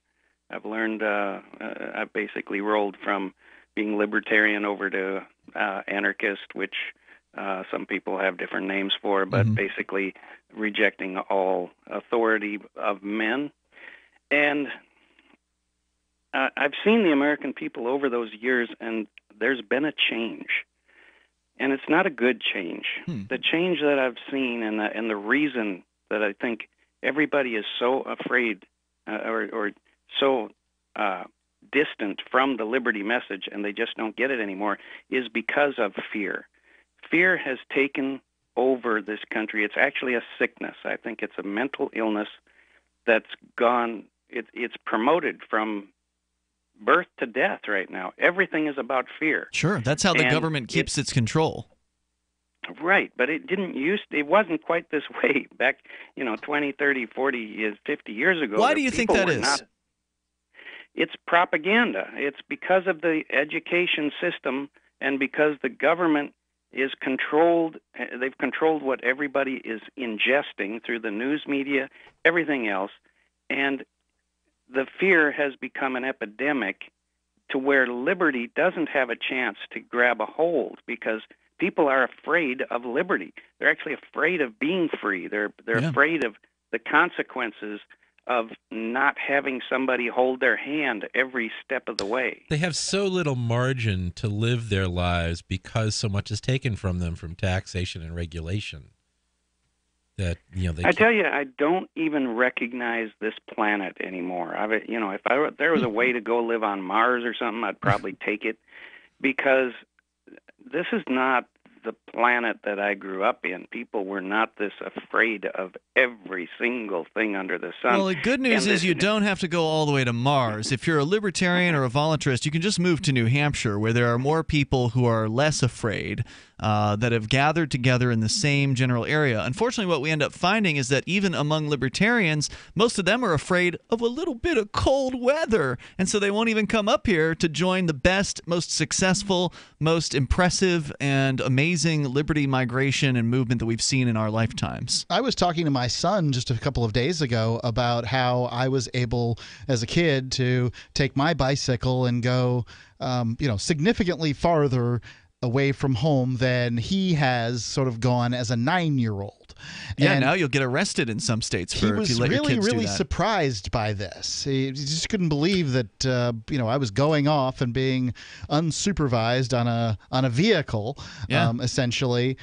We all did that stuff growing up. That's what growing up was in the 80s. I love to tell people when I'm debating gun control, particularly with people from Massachusetts, about a story that my grandfather told me when he was a boy. He used to bicycle to school with a rifle on his with a shotgun strapped across his handlebars so he could go hunting after school. They all told that same story too. Like whether it was biking or walking, it was always with a gun. And this was in Massachusetts.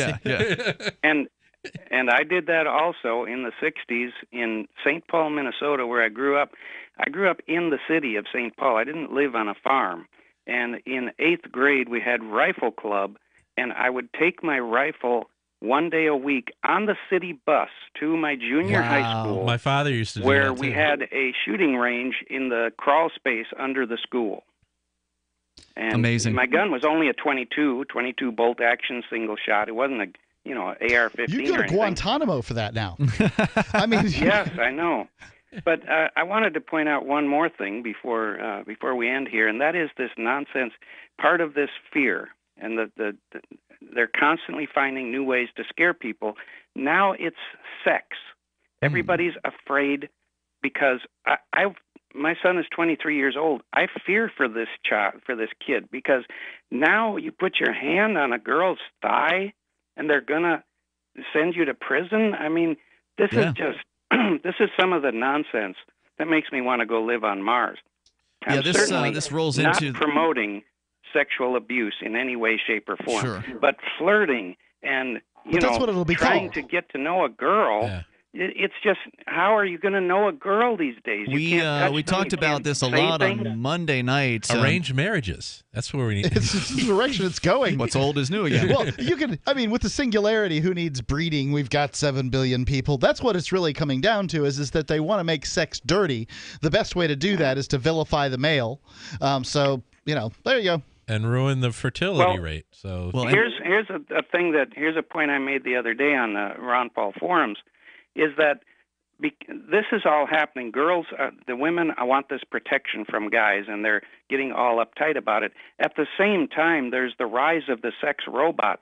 How do you think these two are going to play out? Eventually, everybody's going to get a sex robot, and these girls are going to be all complaining that nobody's paying any attention to them. And they're also developing artificial wombs, so we won't even need women for reproduction at some point. Yeah, I mean, it's going to boomerang on them, and then they're going to be... If you want to talk about the vestigial gender, it is the male. I mean, this whole shoulder girdle that you're paying all these extra calories to pull around, what good is it? You don't need to, don't need to club anybody to death anymore. You don't need to fire a bow. You don't need to do any of these things. To things. teach people that you don't need anybody at all, except for Big Brother. That's what. Yeah, I share a lot of your concerns, Gene. In fact, on Monday night, Melanie and I talked a lot about some of these issues with the government and society trying to keep young people as childlike as possible for as long as possible, inculcating the population with fear, the idea of this so-called affirmative consent, where we're seeing it in colleges now, where colleges have a policy that say that if you're going to engage in any kind of sexual activity with somebody else who is a college student, you have to get their consent at every step along the sexual path. Every 10 minutes. At every step. If you want to touch them on the leg, you got to ask them permission. Does each party need a lawyer in the room? It's getting that bad. That's what it's like. It's getting that bad. Gene, I share your concerns, and I thank you for the call tonight. It certainly doesn't seem like that's going to turn around anytime soon. But who knows? Maybe we will see a resurgence in independence at some point, although I think that we're going to have to do it very deliberately. We're going to have to get the people who still believe in freedom together in the same geographic area to basically take out the government control over our lives with numbers, with raw numbers, and changing this crazy system. I don't know how you're ever going to turn back the affirmative consent thing, because it's just too rapey sounding. Oh no, we don't want to talk about having sex. We don't want consent. It's going to cycle it's back. Gone. At some point, even women are going to say, this isn't romantic. It's not. We want romance. Yeah, it's not back. sexy. So there's more coming up here in moments. You can join us here, 855 450 free like freedom. Free Talk Live. It's about time something new came along for better selling and buying online. And I found it. What now, Marge? It's buysellmakeoffer.com. Never heard of it. It's a brand new company. That's why you've never heard of it. It's the newest and best way to sell any products online. I did all the research. Sell my car? Yes. Our home? Yep. My golf bag? Your golf clubs. All of them. How about your purse collection hoard? Hey, now. You said any product. Right. I did. We get 30 days free. Really? Packages starting from only $9.95. And buysellmakeoffer.com will never charge item fees ever. Never. And this is cool. Listen to this. You can even use Skype or video to show your items. That's cool. Yes. All we have to do is go to the website, sign up, and then load our stuff to sell. I love this site. Buysellmakeoffer.com. Buysellmakeoffer.com. You got it? Buysellmakeoffer.com. Buysellmakeoffer.com. Better selling, better buying. Ross Ulbricht was convicted in early 2015 of running the infamous Silk Road Underground Market. The Silk Road was a gift to humanity and helped reduce the harms brought on by drug prohibition. For this good deed, Ross has been sentenced to life in prison with no possibility of parole. Now, an appeal is Ross's only chance, and he needs your support. Please visit freeross.org, where you can contribute via various methods, including Bitcoin. Visit freeross.org. That's freeross.org. There are lots of ways to listen to Free Talk Live. Our podcast has been around since podcasts began, and now the FTL feed is loaded with content besides our full show archives. Did you know that we make it easy for you to customize your podcast subscriptions? We have different feeds, one that includes only our full shows, one with just the Daily Digest, and one with just the Edgington Post. You decide what you listen to. It's quick and easy to customize your feeds at feeds.freetalklive.com. That's feeds.freetalklive.com. You're listening to the live edition of Free Talk Live. Hour number 3 is next after the news here on the Liberty Radio Network at LRN.FM. From Keene in the Shire, the Liberty Media capital of the world, this is Daryl W. Perry, host of FPP Radio News for Wednesday, December 6th, 2017. Silver is trading at $16.10 per ounce. Gold is valued at $1,266 per ounce. Bitcoin is trading at 5.1 cents, and the average price of Bitcoin is $1,233.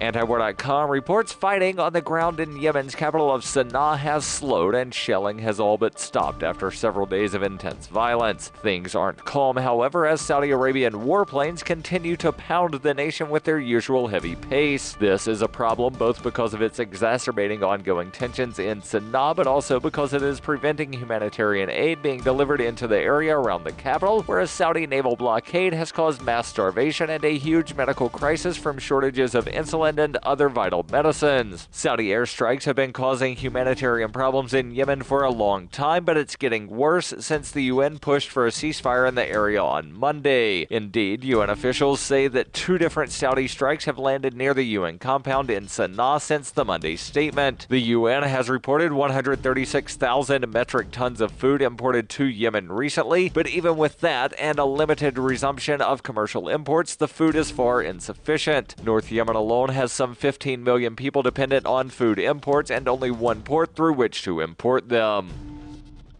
For over 40 years, Roberts & Roberts Brokerage has been a trusted source for buying and selling precious metals like gold and silver. And as a Bitcoin-preferred business, Roberts & Roberts Brokerage has removed the minimum purchase amount for all orders paid in the digital currency. Call Roberts & Roberts Brokerage today for knowledgeable advice on buying and selling precious metals and a forward-thinking approach to new technologies. 800-874-9760 or visit online at rrbi.co.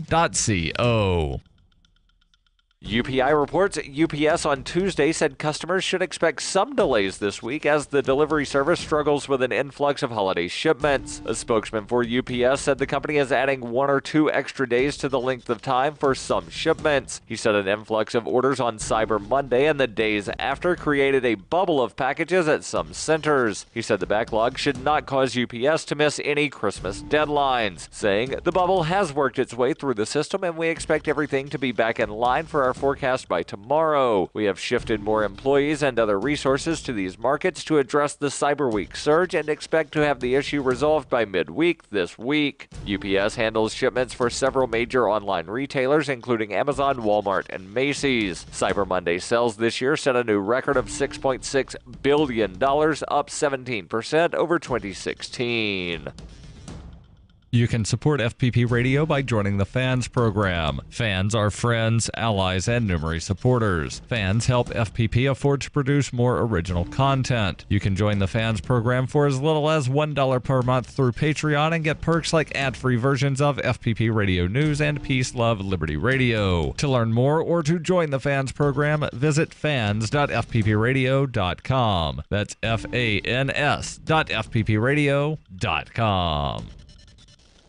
Reuters reports a fast-moving wildfire whipped by hot, dry Santa Ana winds destroyed hundreds of homes in and around Ventura, California on Tuesday as thousands of residents were forced to flee ahead of the flames. The blaze, dubbed the Thomas Fire, broke out on Monday evening in the foothills above Ventura. Winds quickly drove it west into the city some 50 miles northwest of Los Angeles. By Tuesday evening, it remained 0% contained and had charred more than 50,000 acres, according to fire officials. California Governor Jerry Brown declared a state of emergency, freeing state funds and resources to assist the more than 1,000 firefighters battling to save homes. There were no immediate reports of fatalities from the blaze, but KABC TV reported that one person was killed in a car crash while fleeing the area. More than 250,000 homes were without power, and all schools in the Ventura Unified School District were closed. The Thomas Fire was the largest of several large blazes that broke out across Southern California following the onset of the Santa Ana wind. In the San Fernando Valley, north of Los Angeles, the so-called Creek Fire had blackened more than 11,000 acres and forced the evacuation of 2,500 homes and a convalescent center north of Interstate 210. The highway remained open even as other roads were closed. Los Angeles Mayor Eric Garcetti declared a state of emergency in the city. This has been FPP Radio News, online at fppradio.com. A new trend in offices across the country, more and more people are switching to fetal position desks so that they can curl up in a ball on the floor while they work. Aaron Vaughn has a story. The human body isn't meant to sit at a desk for 6 or 7 hours. The natural position, especially in the workplace, is to shut down completely, return to a womb-like state, and rock back and forth to soothe yourself. Fetal position desks, which are even popping up in offices like Google and Facebook, come in a variety of shapes and sizes. Some have adjustable height, so you can cower underneath them, while more expensive options include a warm, pulsating blanket for workers to wrap themselves in to feel calm. But many people are making their own. I've rigged this up so I can type comfortably and my arms won't get tired. Plus, it's got speakers so I can listen to a comforting voice saying shh over and over again. I've tried a fetal position desk myself, and I can say it's a great way to get through the f***ing day. Thanks, Aaron. I hate my job. This is the Onion News Network.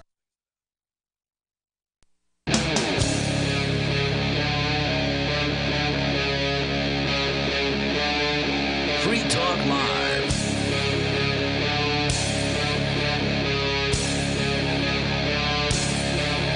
It's Free Talk live. You may dial toll-free here. Bring up whatever's on your mind. Our number, 855-450 free like freedom. That's 855-450-3733 as we launch into the third hour of the program. With you in studio tonight, it's Ian, Mike, and Mark. We'll take your calls about anything you want to talk about. For those of you just tuning in, we talked a lot about cryptocurrency here tonight with Bitcoin once again on the rise, over $14,000 per Bitcoin right now. Last night it was around 12,000, so it's gone up $2,000 in 24 hours. It's an incredible thing to watch and talk about, and that's some of what we've been discussing. We're going to get back into a letter that a multi-signature, over 100 signature so far letter that you, Mike, have written in tandem with some other Bitcoiners and cryptocurrency myself and advocates. David Mondras of Trive.news.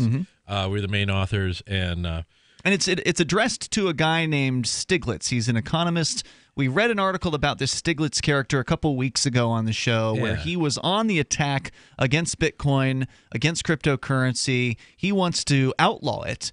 He wants to go Good back luck with that. It was designed to be outlawed. Well, I mean, it was I don't know. designed to if be that's immune true, to outlaw. Yeah, I mean, it can't be touched by the governments. They can outlaw it, which can make life a little difficult for people who want to, let's say, accept it at their business. It's going to drive it underground if they actually do that. So I'm going to say, which will drive the price higher. It could. I'm going to say that I don't want to see it outlawed, but ultimately, if they do, it's not going to go away. But anyway, so he wants to see it outlawed because he wants to keep the old money systems intact. He wants to keep his level of control. He wants his buddies in the banking system to have their control and the governments to have their control, because Bitcoin and the other cryptocurrencies are taking control away from these old systems. Right.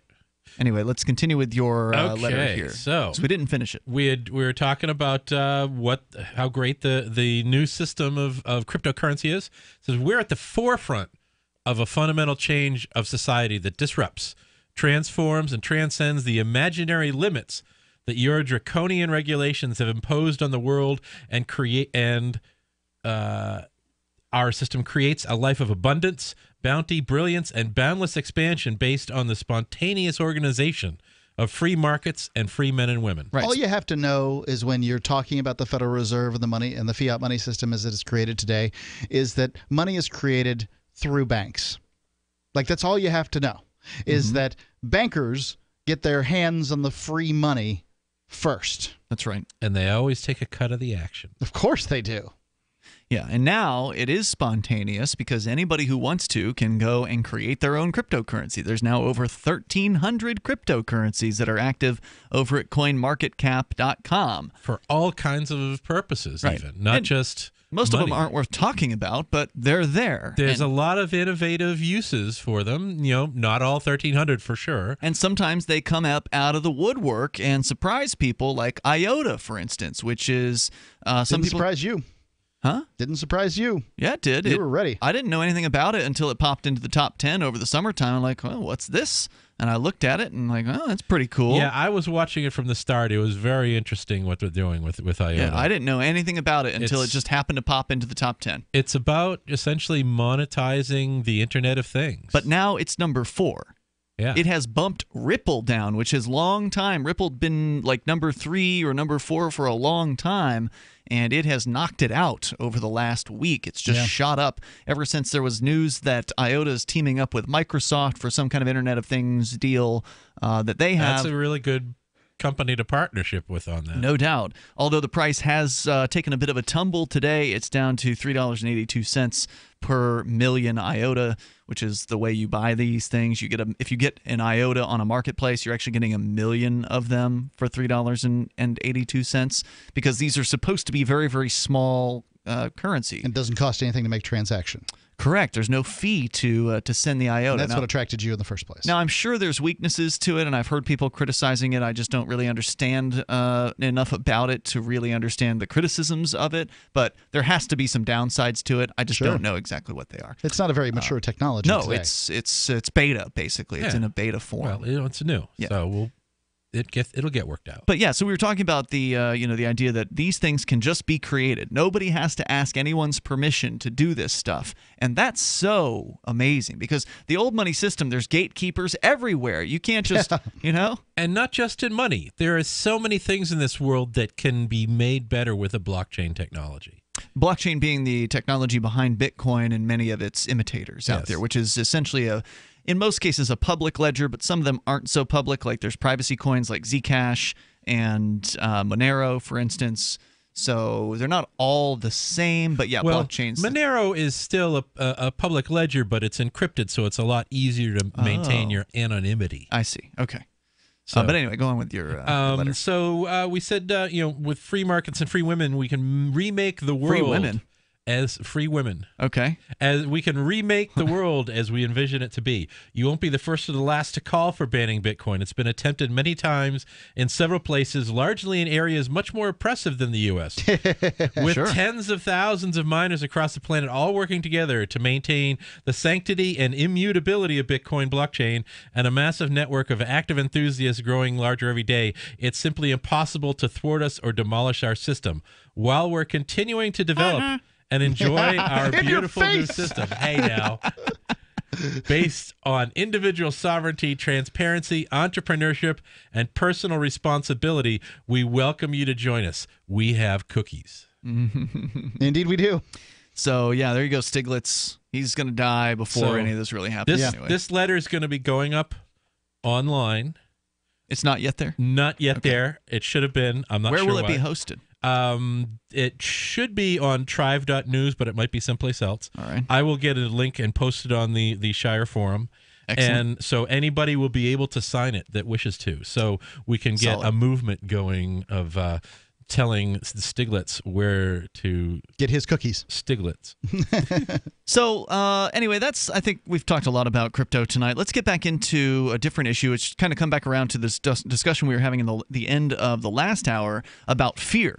Right, this Gene, the Christian anarchist, had called in, and he was talking about how he just doesn't even recognize the world that he lives in now. He grew up in a time where you'd tote a gun to school as an elementary schooler or whatever, and shoot down in the basement of the school. And obviously things have changed quite a bit. It's so fictionalized. It's just generated by all this media, the not just the news, but the TV shows. It's just teaching people to become these little snowflakey, mushy puddles of insubstantialness. Mark, you've got something about snowflakes. I got the article right here that says you're not allowed to call people snowflakes because young people, 74% of them, think that it can cause affect young people's mental health. Oh, you've got to be kidding me. 74%? That's it. I would say in some cases that would be an insult to snowflakes. Who studied this? Where'd this statistic come from? Well, it's a Breitbart article, but it is off of I've got the study here. It's from thetelegraph.co.uk, reporting on it too. So it's not the first one. Okay, can you tell me more about it, or is that pretty much it?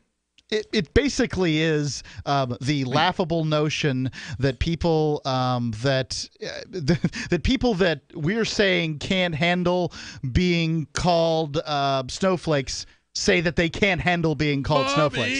Right? How many? If you can't handle being called a snowflake, you are not ready. What's the sample for adulthood. size? What's the sample size on this study? Who did the study? How do they do it? I wasn't ready for that. If they're university students, I 100% believe that. Yeah. Just saying, if you can pull up the story and maybe share a little more, it might be useful. I'd like to say this about AdBlock. I wish that your product was optional. Because I hate that I can't turn this crap off. Optional? Yeah, they're all optional. You don't have to install it in the first place, and if you do install it, you can turn it off. Comes right on Firefox.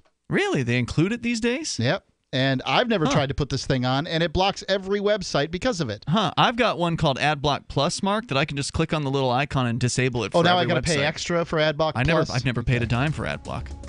No, I'm just telling you, all I have to do is click on it and say disable. Boom. Done. Toll-free number here tonight, 855-450-FREE like freedom. That's 855-450-3733. Coming up from letgrow.org, a woman left her son in the car in the Walmart parking lot. He's 9 years old. 2 people called the cops. We'll tell you about that on the way. Again, this in the whole fear-based society thing. You can join us as well, and you can share your thoughts on Free Talk Live. I got my Blink home security system delivered right to my door. I downloaded the app and it walked me right through the easy setup. Even with my complicated router system, I was done in like 10 minutes. Now it notifies me whenever something moves in front of the wireless cameras, or I can just check it whenever I want right from my phone. And I got you a deal. Get 3 Blink cams for what the other guys charge you for 1, plus an extra 10% off. Visit blinkprotect.com/FTL. blinkprotect.com/FTL. blinkprotect.com/FTL. Do you want to help build a better financial system for everyone? Join Dash. Dash is Digital Cash, a digital money platform designed to replace cash and help people manage their own wealth. It's fast and easy. Fees are low and transactions are confirmed instantly. Dash is decentralized, run by users who earn rewards for helping run the network and make governance decisions. Help people take control over their financial future today. Find out more at dash.org. Have you wanted to get into Bitcoin mining but don't want to deal with the hassle and frustration of operating the mining hardware? Let pool.bitcoin.com handle it for you like I did. Just visit pool.bitcoin.com and use their calculator to estimate what you could end up making. You get to decide which Bitcoin you want to mine. If you already have mining equipment, you're invited to join pool.bitcoin.com. Get all the details and get started mining Bitcoin at pool.bitcoin.com.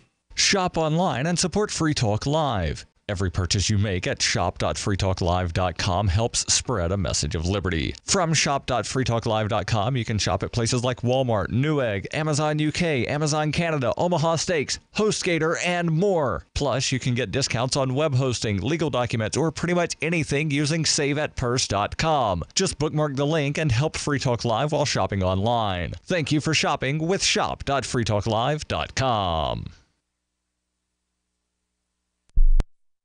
I just heard the best sales pitch I've heard in a long time on an airplane.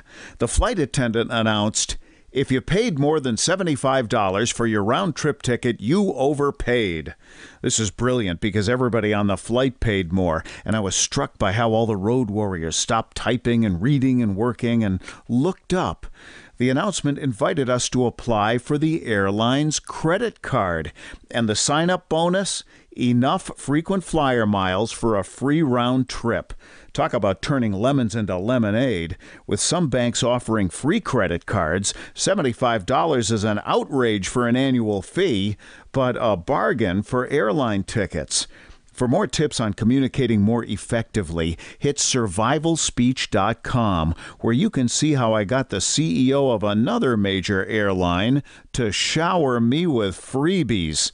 I'm Holland Cook. The 3 most important things you can do for Free Talk Live are: 1, share 1 episode a week on Facebook or in some other social networking site. 2, buy the things you buy online through shop.freetalklive.com. 3, give $5 a month to the AMP program. It's my firm belief that Free Talk Live's AMP program is the best use of your charitable dollar among liberty-oriented organizations. Support all the organizations you love, but make sure you give $5 a month to AMP at amp.freetalklive.com. So you've signed the Shire Society Declaration and are planning your move to New Hampshire to be around more liberty-oriented people. Next, sign up for the Shire Society Forum at forum.shiresociety.com. There are a bunch of people there who are already in the Shire, and they want to meet you. If you're already in the Shire physically, you should also come by the forums. Remember, not everyone uses Facebook. New people are signing up for the Shire Society Forum every month, so drop in and say hello at forum.shiresociety.com.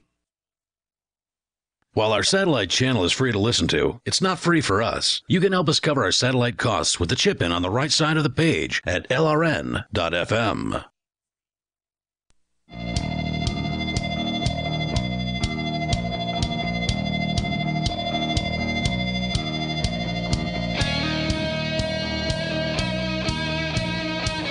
Free Talk Live. Dial toll free and join us here. Our number is 855-450-FREE like freedom. 855-450-3733. We do have Skype, and the Skype username here is lrn.fm. Whole Food Multi-Complete is a supplement that I take daily. I'm very pleased with it. It's so much more than a multivitamin because not only does it contain vitamins and minerals, which of course are great and you should take them, but it contains an enzyme blend, a probiotic blend, an antioxidant blend, immune support, bone and joint support, and energy support. Everything that you need on a daily basis, they've been providing for 15 years quietly. Well, the big guys won't do this. It's the perfect blend of supplements in a single product. The reason the big guys won't do this is it's not profitable for them to do it. There's a very little margin on what they make for this high quality supplement at Whole Food Multi-Complete. Just go to simplifymysupplements.com. Take advantage of the 10% discount that we've got there for you by using coupon code FTL. Anything they've got there at simplifymysupplements.com. You'll be very happy you did. There's satisfaction guaranteed or your money back. They take Bitcoin. Simplifymysupplements.com. Coupon code FTL. All right, toll-free number tonight, 855-450-FREE like freedom. Mark, you and Mike were digging around a little bit trying to find more information about this Snowflake study. What did you determine during the I'm determining that it is well reported, but I can't find the study. Not well sourced. Yeah, I can't find the study that they're trying to source. That doesn't mean that it doesn't exist. It's just that there's so many news articles out there, and they're all sort of reference each other. Yeah, that's bad news. It's not bad news. Possible fake news. Well, no. Okay, look. There have been instances in the past where this has occurred, but that is because that's how news works. Just because that's happened in the past doesn't mean that this is false. Yep. Simply that... I'm not saying it's false. Okay. I'm on the aviva.co.uk this was website. One of the citations. This is the insurance company where this study was apparently done. And so I'm scrolling through all their articles on their news releases. And I got to say, the different other headlines on here, it's flexiphobia, fear factor means they've got the amazing amount of things that bother people that are really like, what? Is that a thing? Give me a kind of more example. What do they got? Okay. Well, there's this flexiphobia. Fear of flexing? Fear. They 1 in 5 employees dare not ask about flexible working conditions, despite their legal right to do so, that it may impact their employability. I see. And there's that sounds like something maybe an insurance company would. Where is an insurance company asking about snowflakes? Yeah, insurance companies do have to be worried about millennials and that sort of thing. And this was an issue about mental health. I see. And you want to know if a generation, and by the way, I don't like this term millennial. Yeah. I think that it's far too broad. But you want to know if a group of people have been so coddled their whole life that when they go to college, they need safe spaces. That a term as banal as snowflake is going to give them mental health issues. I mean, I don't know what to tell you, but I do think that there's check into a clinic and make an insurance claim or something. There's a great deal of historical evidence that those that are too civilized, that have been coddled for too long, that have been pampered for too long, are simply incapable of leadership. This has been a concern since. I think it was, I can't tell you the name of I'm not very good at my Muslim names, but this Islamic historian from like the 14th century began to chronicle how this cycle of conquerors would become pampered, and then get conquered again. There's a great statistic on the Aviva website, the number of children aged 25 to 34. Living with Sad parents. but true. The number of children aged 25 to 34 living with parents grows 37% in 10 years. Wow. All right.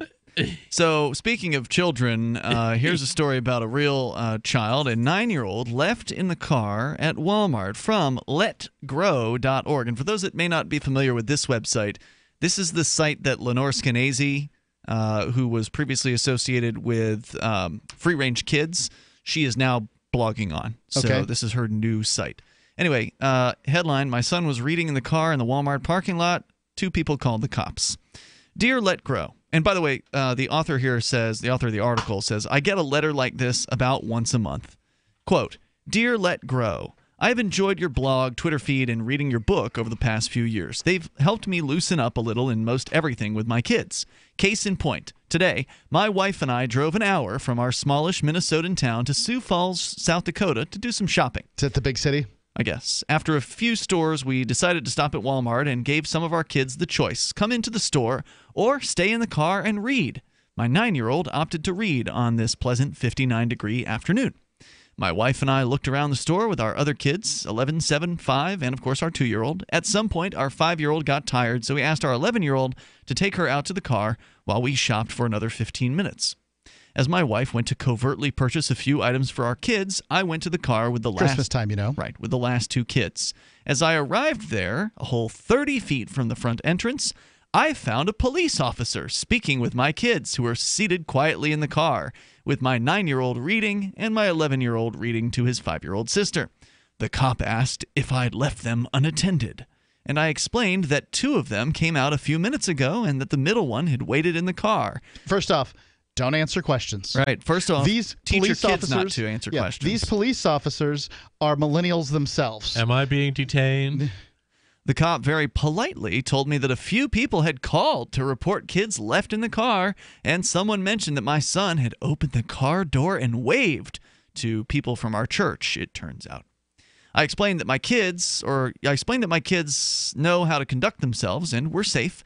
He informed me that I was lucky, given that here in Sioux Falls there was a, quote, very real chance of abduction. I mean, maybe it's do they have a lot of sexual predators in Sioux Falls? That's not a very... It is a very real chance of abduction, 0.0001%. Yeah, the abduction. Come on. I mean, like, when does when they hit their 12th birthday? Is this with a flying saucer or is it including when the police actually take the kids from the parents? There's that too, yeah. The funny thing is at 12 years old, you can start kids can start babysitting kids. Is it like on the 12th birthday, magically they don't get abducted anymore? Are they on that day they're able to figure all this stuff out? I mean, there's an 11-year-old present here. I mean, I got a 9-year-old. At 6 years old, I was going to the next street over. The author says, I explained that I'm an attorney who does family law, including child endangerment cases, so I'm very much aware of the dangers, or lack thereof, my kids faced. So be gone. He was polite and nothing came of it, so I don't really blame the cop.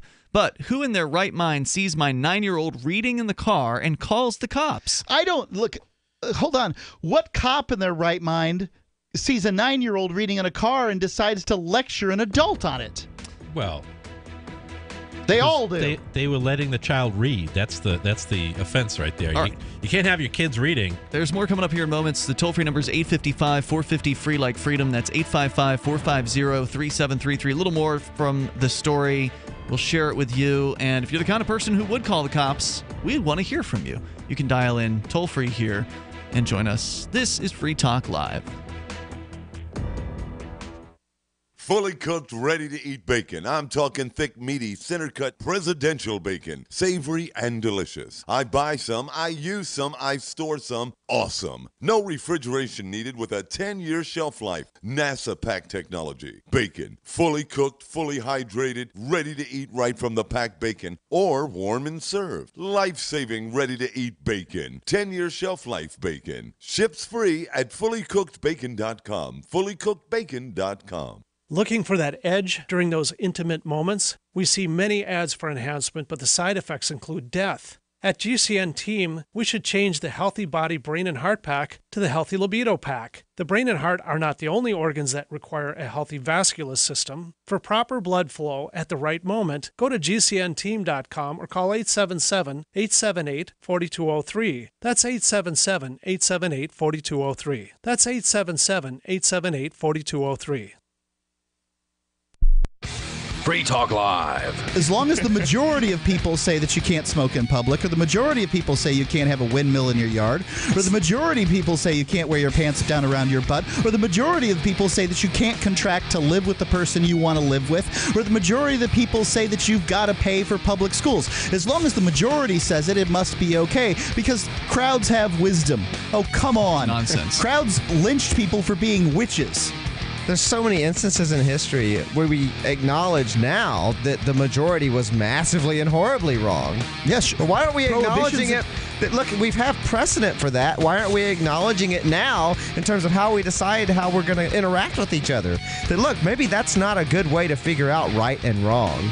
That the majority believes in a certain thing, and that's how we find out right from wrong. Free Talk Live, 7 nights a week from 7 to 10 Eastern, live on the Liberty Radio Network at LRN.FM. The new 4th edition of Healing Our World, The Compassion of Libertarianism, will take your understanding of liberty to a deeper level and has over 1,300 updated references, new cartoons, and a foreword by Dr. Ron Paul. With discounts for multiple book purchases, the 4th edition of Healing Our World is a great gift for the liberals, pragmatists, environmentalists, and Christians in your life who think libertarianism is cold-hearted. Get yours today at healing.freetalklive.com and use promo code FTL for a $5 discount. Did you know you can watch Free Talk Live during our live show 7 days a week from 7 to 10 p.m. Eastern via our studio cams at cam.freetalklive.com? Plus, you can chat with other listeners while you watch, all totally free. Now that our live video stream is hosted by YouTube, our video archives will be online even faster, so be sure to subscribe to our YouTube channel. Listen, watch, and chat all free at cam.freetalklive.com. That's cam.freetalklive.com. Is spreading the message of liberty, cryptocurrency, and peace around the globe worth $2 per month to you? As you may already know, in addition to our internet feed, LRN.FM broadcasts on free-to-air satellite across North and Central America, as well as Sub-Saharan Africa. And we've been available on satellite for free 24/7 since 2010. The LRN.FM free-to-air satellite signal is reaching some of the most oppressive regimes in the world, and there's no doubt our ideas are making an impact. You can learn more about the channel's impact by watching the 3-minute video at fund.lrn.fm. If you'd like to help free minds globally with our ideas of liberty, cryptocurrency, and peace, you can donate as little as $2 per month via fund.lrn.fm. You can help us continue and expand our satellite broadcast to multiple continents. Visit fund.lrn.fm today, and thank you for your help. Don't forget to share the link on social media. That's fund.lrn.fm. Help get LRN.FM into more ears. Visit promote.lrn.fm for a free bumper sticker, flyers, banners, graphics, and more. Promote.lrn.fm.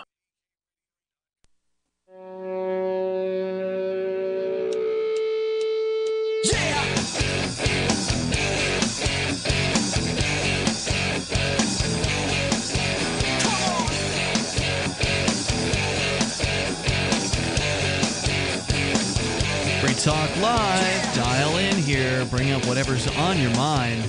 Our number is 855-450-FREE, like freedom.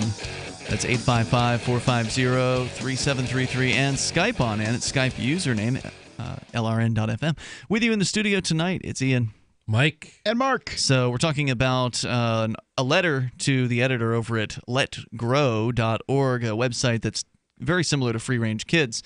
In fact, it's got Lenore Skenazy blogging there, who was the creator of Free Range Kids. She was labeled as the world's worst mother by some television show a few years back, several years back, because she let her 10-year-old son, or 9-year-old, 9 or 10 at the time, walk home from school in New York City.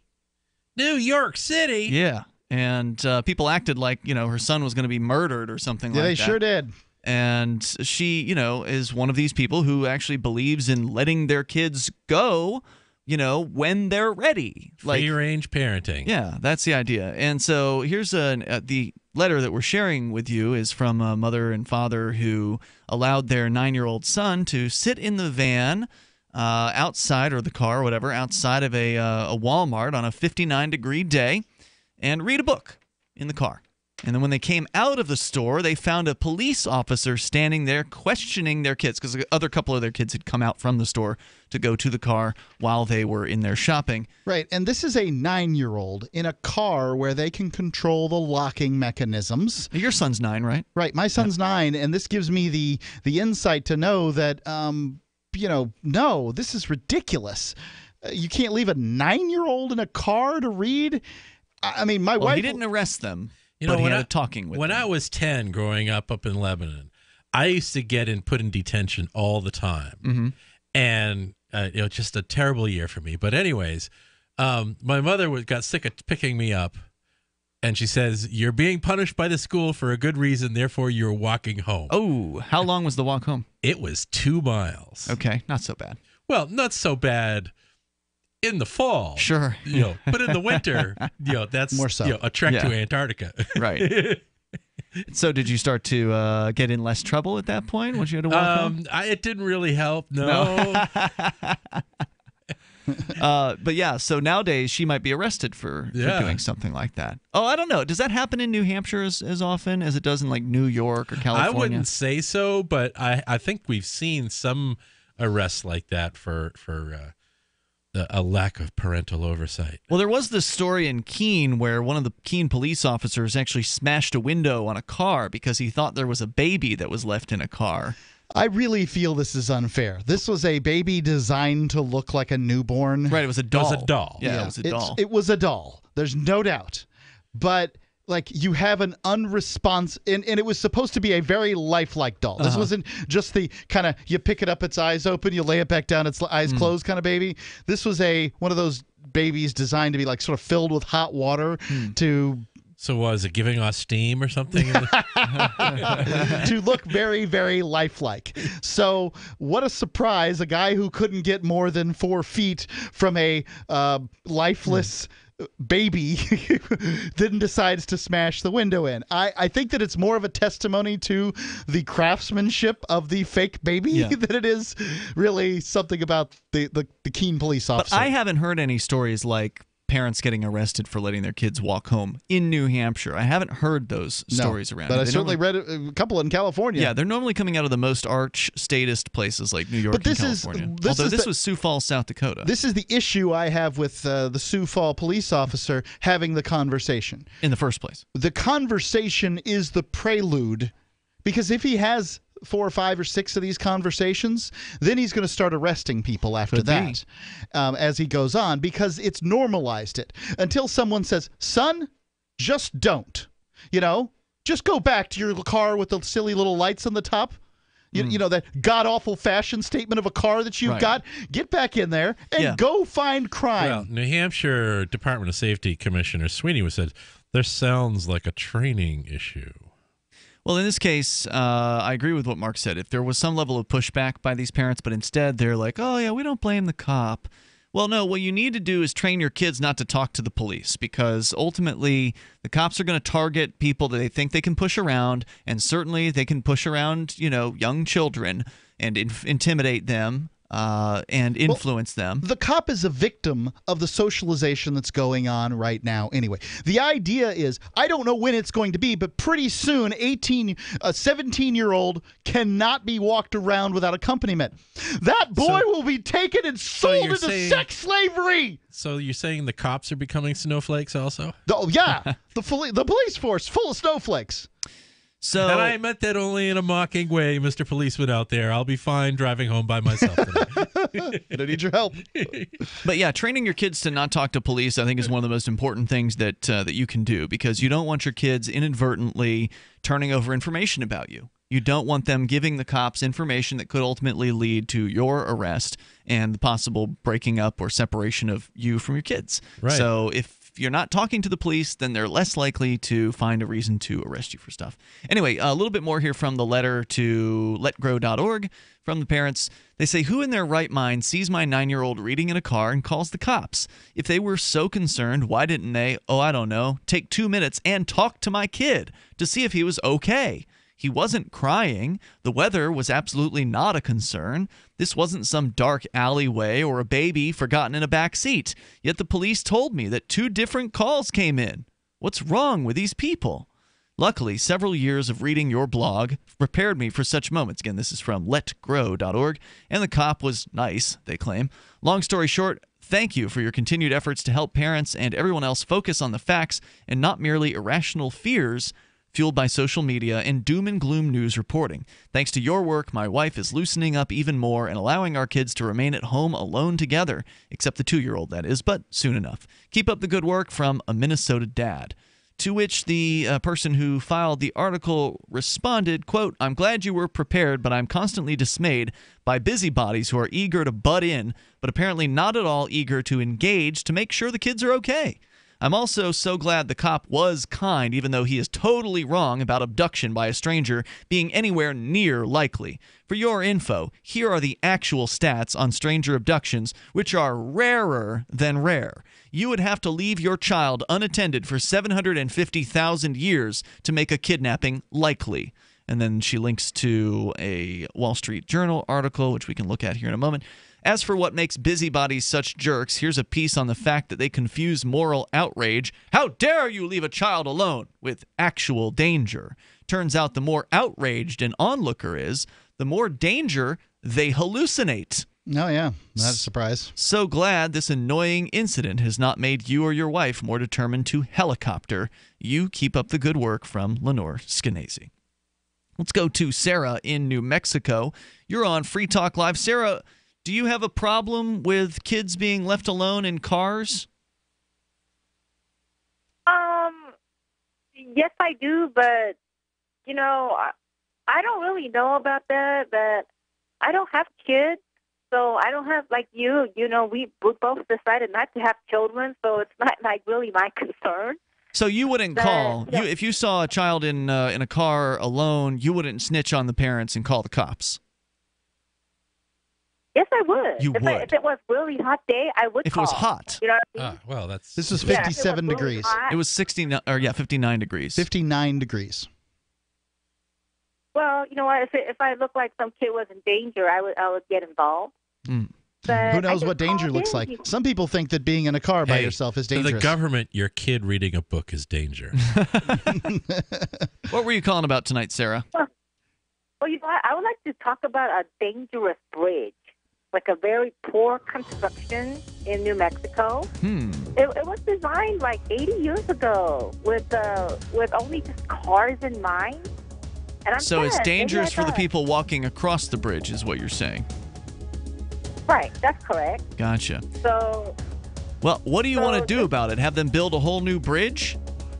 Hang on, Sarah. We'll continue in moments. It's not her money. Toll-free number here, 855-450, free like freedom, 855-450-3733, Free Talk Live. Whether you share content as a curator or produce it as a creator, the source of your advertising revenue is often limited by intermediaries like YouTube.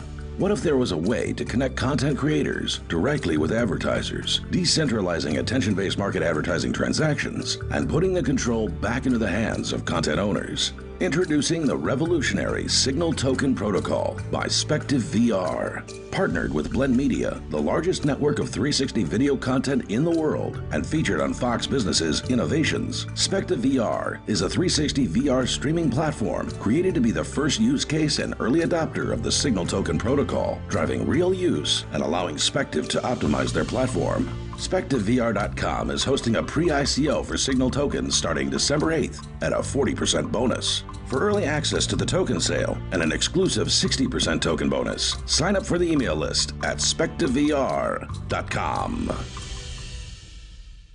Does the current world crisis in North Korea or our domestic crisis right here in America concern you? Well, I know it concerns me. My friends over at Legacy Food Storage have solutions in the event there's the inevitable. What's the inevitable? Civil unrest, a run on your local grocery store. And here's my question to you. If this happens, how do you feed your children? How do you feed your grandchildren? Legacy Food Storage has the solutions. In fact, they can help you implement a simple plan to take care of your needs in the event of the inevitable. By calling them right now, I have authorized them to give you a special 20% discount at checkout by simply using GCN. Call 888-543-7345 or visit them at legacyfoodstorage.com. That's 888-543-7345 or visiting them at legacyfoodstorage.com. Make sure you use GCN at checkout for an incredible 20% discount. Don't be a victim. Take control of your life now. I've been told no in many different ways. I give you an order and you're going to obey it. George, you can go this way. You can do that and you have to leave here. You cannot bring Simon to the rally. Walk with me. Well, I'm comfortable here, actually. Whoa, hey, who do you think you are? Excuse me. There is no video and audio allowed in this office. No, I have work today. This is... You ain't gonna make it. Wait on account. Now. Wait a minute. Forget the road. Hey! Oh my God! Why are you running from me? Because you scared me. Property, you What need am I to leave being now. detained for? You're being served. What There is you go. this? You're being served. What is this? Bureaucrats have a funny way of telling people no. That's the sound of the men working on the chain. Derek J's Victimless Crime Spree. Watch it for free and order the Director's Cut DVD at victimlesscrimespree.com. Did you know we've taken our LRN.FM telephone listen line to a new level with the LRN.FM audio on demand line? Now you can call 712-770-8447 anytime and listen to LRN.FM's live feed. And you can listen to a bunch of our original shows on demand. Long distance fees may apply. Just dial 712-770-8447 and choose from the menu. 712-770-8447. Cell 411 is a free app for Android and iOS that replaces government-controlled 911. Cell 411 allows you to preset a group of friends or private organizations to show up at any emergency. Cell 411 is a nightmare for the state because it proves their so-called services aren't needed. Cell 411 has had thousands of installs, and of course it's covered by the BIPCOT no government license. Cell 411 because your friends won't shoot you when you're in trouble. Without the government, who would build the emergency services? You and Cell 411. Get it today at getcell411.com. This is the Liberty Radio Network, broadcasting the latest liberty-oriented audio content 24 hours a day at LRN.FM.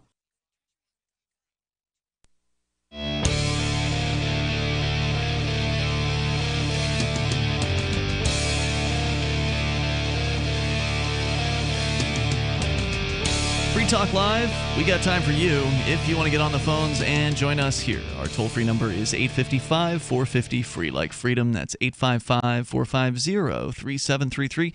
And we've got Skype as well, so feel free to Skype on in here at Skype username LRN.FM. Tonight, it's Ian, Mike, and Mark. We're going back to your calls and thoughts. But first, Mark, hope.freetalklive.com, apparently it's not over yet. We've talked over the last several months about this fundraiser that you put together with an orphanage that was being built and is being built in Uganda, that we thought we were finished with the fundraising, but apparently they need a little bit more. What happened? So what happened was a proposal was put before me. Yeah. And first I need to say there's a language barrier here. And so the proposal was put before me. And back in May or whenever it was, June? Oh, no, it was before that. Oh, okay. This was in, this was in 2015. I feel like we've only been fundraising for it for the last several months. I did a lot of legwork on this before I ever brought it to listeners. Got it. Because I had to tell Ndafuna to make, I think it was 60,000 clay bricks. I wanted to see the bricks first. I also had to send people there to vet the whole project to make sure everything was fine. I had to get proposals in front of me. There was paperwork as far as, their government needed paperwork to make sure that they could build a building so that orphans could have roof over their head, and all that other stuff that existed in the first place. So no, this has been going on a long time. So the proposal was put in front of me. At that point, I was only prepared to pay for the building. I figure they could get furnishings elsewhere. They can get, all that other stuff. They can get that stuff. I just want to put the roof over their head and that sort of thing, right?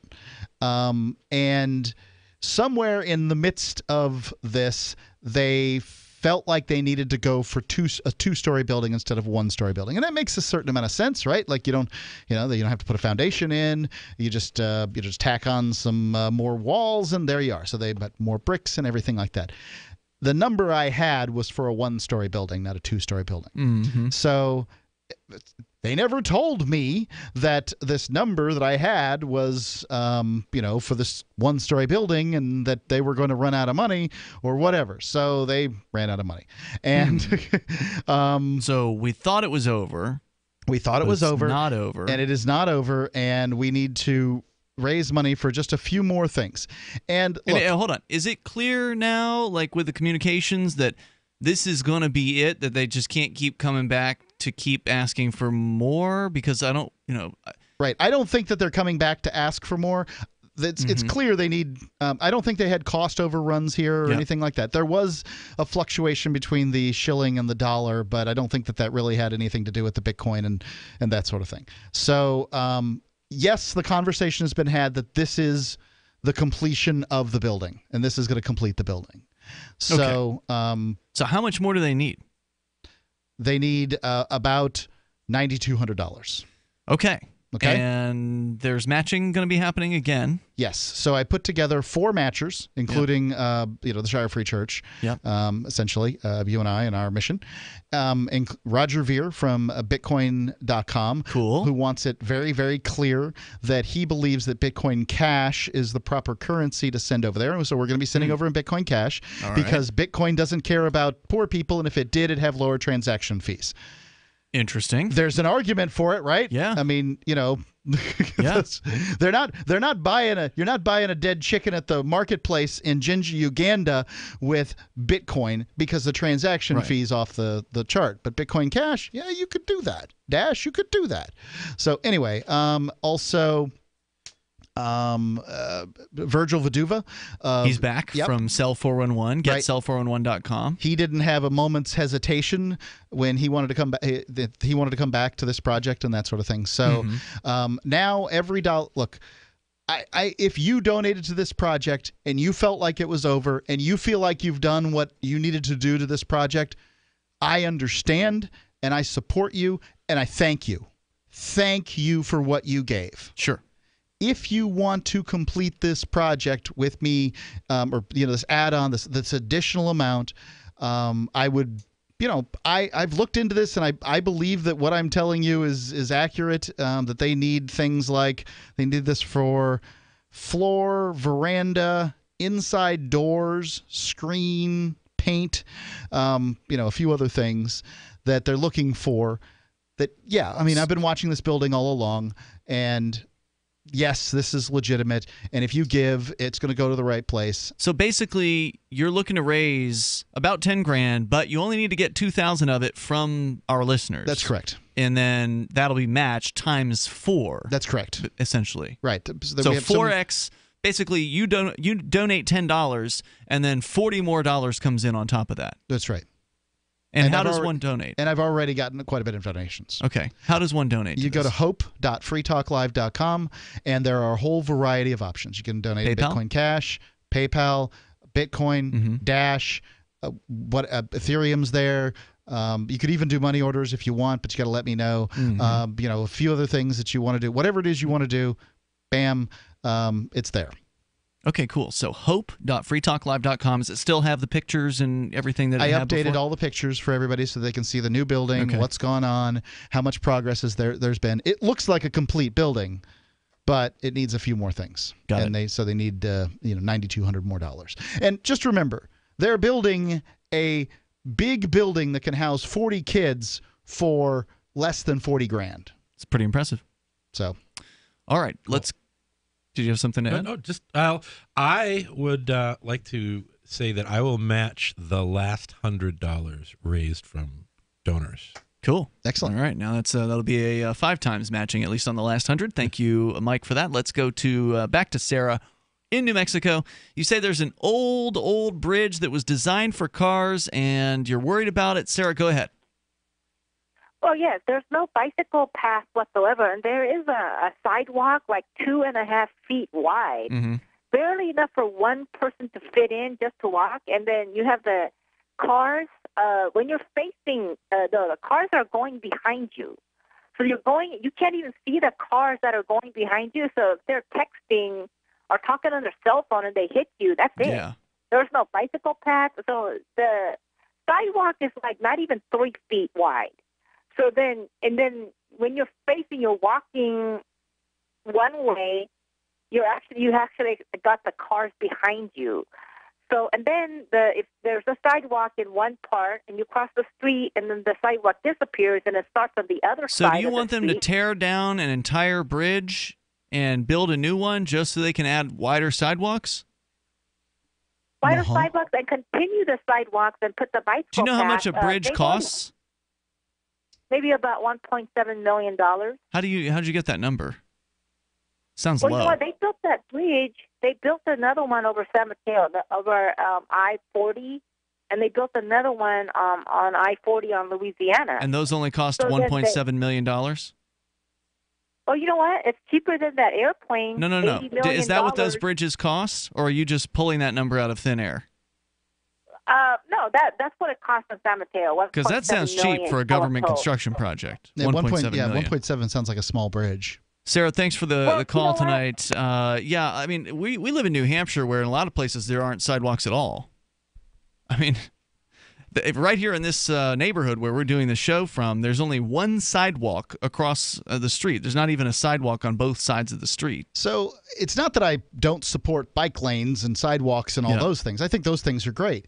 But it's interesting that we believe that wherever a road goes, there must be a bike path. There must be sidewalks on both sides. I mean, what other things are we going to add to roads to make them that much more expensive in the future? I mean, it was just intended to be a bridge to get cars from one side of a creek to another or whatever it is. Mm-hmm. And now we've got to, tear it all down and build a whole new one because bike paths and pedestrian crossings and all those things. Couldn't you just build a pedestrian bridge next to it? It would certainly be cheaper, but then at some point they're going to want to expand the whole thing, and then they have to tear down the pedestrian bridge. Would it be cheaper? I mean, they spent $2 million on the pedestrian bridge here in Keene. Give them a vine, let them swing across. A log. Walk the log.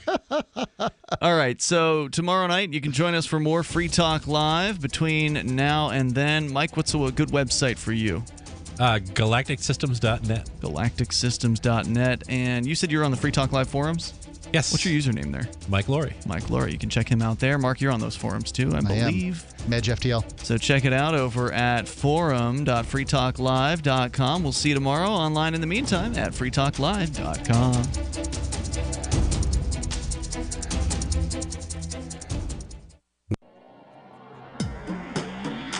Free Press Publications is an independent, alternative media and publishing company founded in June 2009 with the mission of ensuring a free press for the freedom movement and is committed to spreading the message of peace, freedom, love, and liberty. FPP also gives new authors an avenue for publishing freedom-oriented material. FPP brings you daily news and commentary on the website fpp.cc, as well as a daily 5-minute newscast, FPP Radio News, and weekly news, views, and commentary in the FPP Freedom Minute and Peace, Love, Liberty Radio at fppradio.com, and the monthly newspaper FPP News at news.fpp.cc. Find FPP online at fpp.cc. That's fpp.cc, as in Creative Commons. We've all heard about blockchain assets like Dogecoin, Ether, and Ripple. Bitcoin isn't the only player in the blockchain game any longer. And for those of us wondering how to get our hands on these digital assets, finally, there's a solution. Shapeshift.io allows you to buy and sell between your digital assets and Bitcoin instantly between your own digital wallets. I've used it with ease. Shapeshift.io. There's no account or email address needed. You send them the crypto you want to sell. They send back the crypto you want to buy. It's that easy. Shapeshift.io. If you want to know the latest about Free Talk Live before we go on the air, all you need to decide is how you want it delivered. It's your choice. Visit news.freetalklive.com. You can get emailed announcements and participate in contests via our email updates list. Plus, we have a Twitter account that you can follow and a Facebook page where you can become a fan. So visit news.freetalklive.com to get news about Free Talk Live as soon as it's announced and the way you want it delivered at news.freetalklive.com. That's news.freetalklive.com. The latest episode of Declare Your Independence is next, after the news, here on the Liberty Radio Network, LRN.FM. From Keene in the Shire at the Liberty Media capital of the world, this is Daryl W. Perry, host of FPP Radio News for Wednesday, December 6th, 2017. Silver is trading at $16.10 per ounce. Gold is valued at $1,266 per ounce. Bitcoin is trading at 5.1 cents, and the average price of Bitcoin is $1,233. Antiwar.com reports fighting on the ground in Yemen's capital of Sana'a has slowed and shelling has all but stopped after several days of intense violence. Things aren't calm, however, as Saudi Arabian warplanes continue to pound the nation with their usual heavy pace. This is a problem both because of its exacerbating ongoing tensions in Sana'a, but also because it is preventing humanitarian aid being delivered into the area around the capital, where a Saudi naval blockade has caused mass starvation and a huge medical crisis from shortages of insulin and other vital medicines. Saudi airstrikes have been causing humanitarian problems in Yemen for a long time, but it's getting worse since the UN pushed for a ceasefire in the area on Monday. Indeed, UN officials say that 2 different Saudi strikes have landed near the UN compound in Sana'a since the Monday statement. The UN has reported 136,000 metric tons of food imported to Yemen recently, but even with that and a limited resumption of commercial imports, the food is far insufficient. North Yemen alone has some 15 million people dependent on food imports and only one port through which to import them. For over 40 years, Robertson Roberts Brokerage has been a trusted source for buying and selling precious metals like gold and silver. And as a Bitcoin-preferred business, Robertson Roberts Brokerage has removed the minimum purchase amount for all orders paid in the digital currency. Call Robertson Roberts Brokerage today for knowledgeable advice on buying and selling precious metals and a forward-thinking approach to new technologies. 800-874-9760 or visit online at rrbi.co.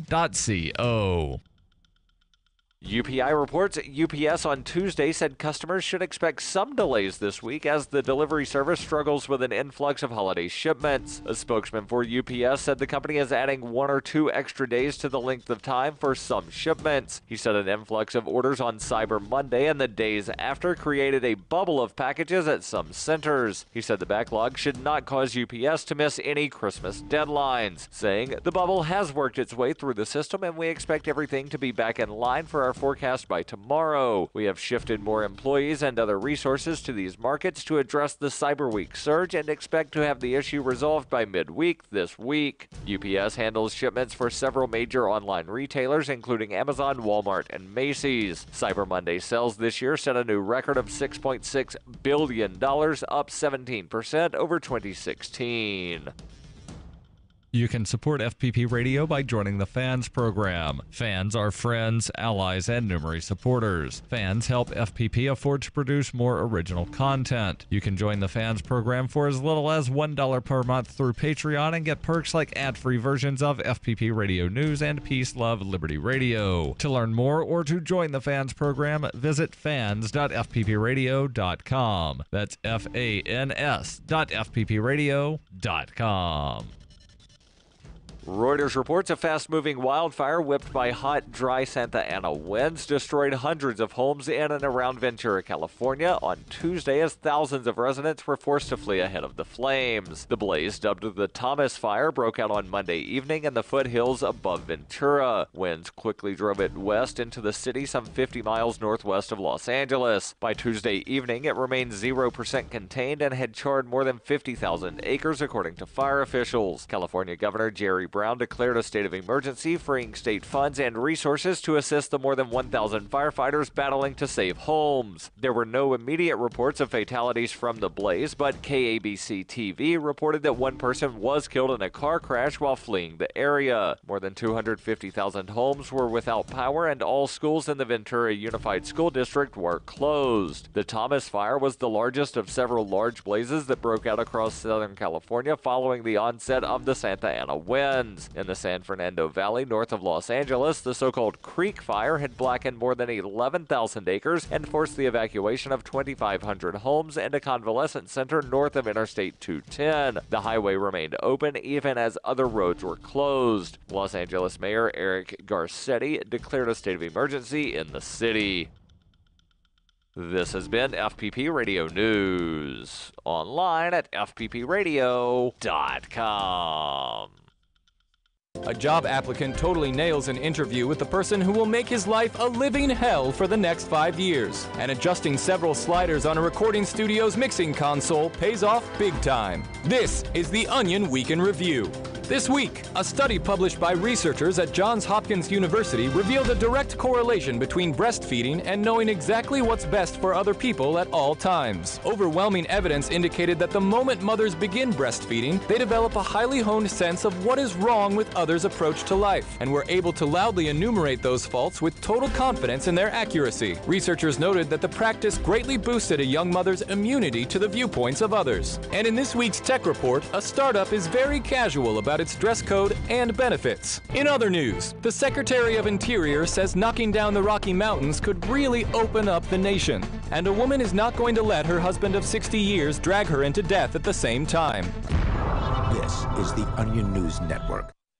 And now, live from the studios of Freedom's Phoenix, Ernest Hancock. Believe me when I say we have a difficult time ahead of us. But if we are to be prepared for it, we must first shed our fear of it. I stand here without fear because I remember that I am here not because of the path that lies before me, but because of the path that lies behind me. I remember that for 100 years we have fought these machines. And after a century of war, I remember that which matters most. We are still here! Today, let us make them remember. We are not afraid!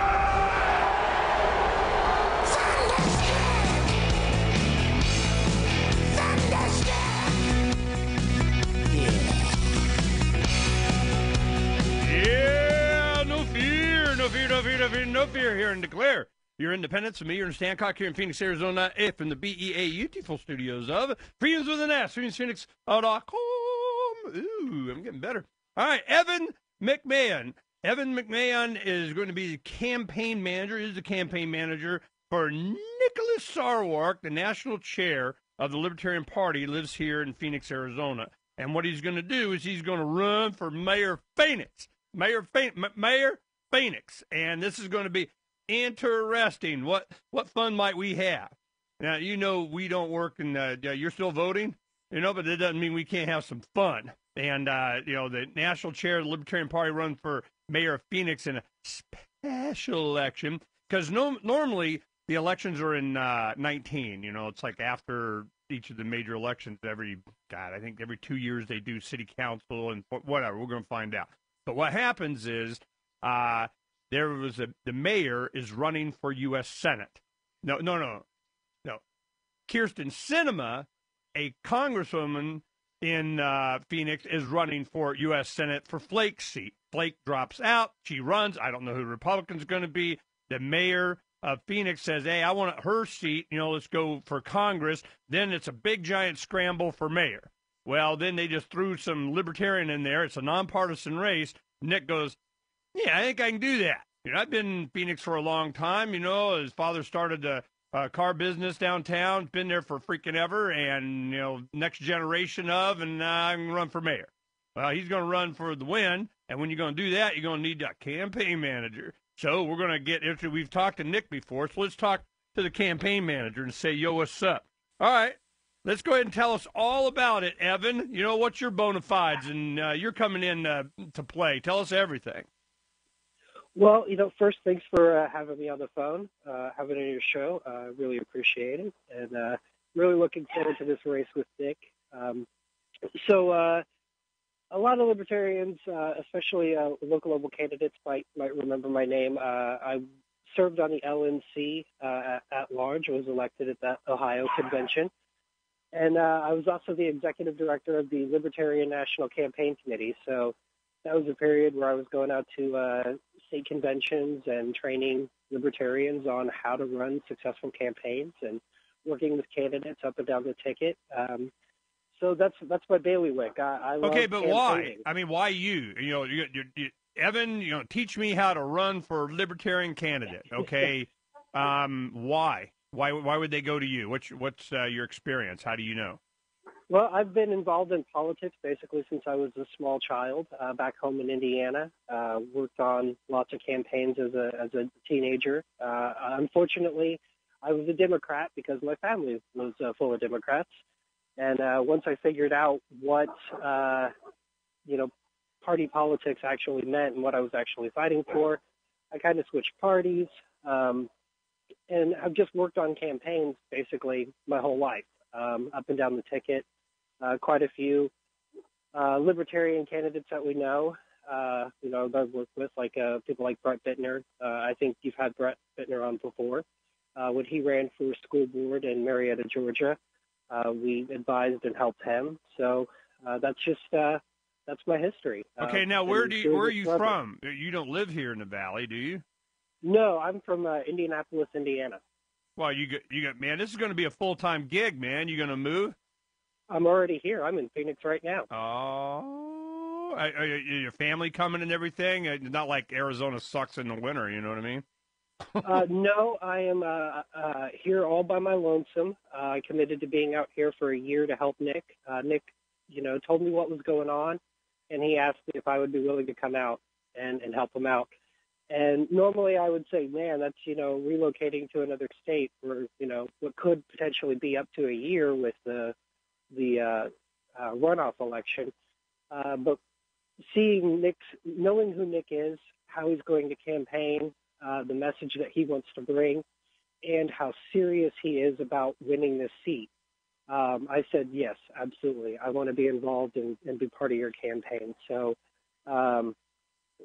I jumped on a plane and came out here. Okay, now, after evaluating and surveying the landscape here and politics and all the, how well did I describe it? It was like Kirsten Sinema leaves Congress to run against Flake's seat, and then he drops out. I don't know what the Republic is. Doesn't matter because the congressional seat the mayor of Phoenix wants to go for, and then all of a sudden there's a frenzy for mayor. How far off am I? So pretty close. So Stanton has said he's going to run for Congress, but he hasn't resigned yet. Once he files his paperwork to actually run for Congress, he has to immediately resign as mayor. And once he does that, then the ball game really gets going. Because right now we don't know when the election will be. We don't know anything, really. Well, it will be either at or before the midterm 18 November election, correct? Correct. Stanton has until May 30th to file his petitions for Congress. So guess when he's going to announce? Take a guess. It's kind of up in the air. He's got a lot of pressure on him to announce sooner than that, so that they can keep it out of the. They're not in the big hurry, and this waiting on him to, I don't freaking care. I mean, you might as well be counting on running against him. What difference does it make? I mean, that's the difference it makes. If he doesn't resign, they won't have the election. So if he waits till that long, then you're pretty much assured that it's going to be a November election. Correct. And then an even later runoff. So that would be interesting. But so once that happens, then the clock starts ticking, and the election will be 120 days from then. Okay, now the reason what I'm asking is the interesting politics of Arizona and Phoenix in particular, and this reshuffling is a unique opportunity, and for someone like Nick, being a libertarian, well known, and so on. And here, Arizona, I'm sure you already started to find out that the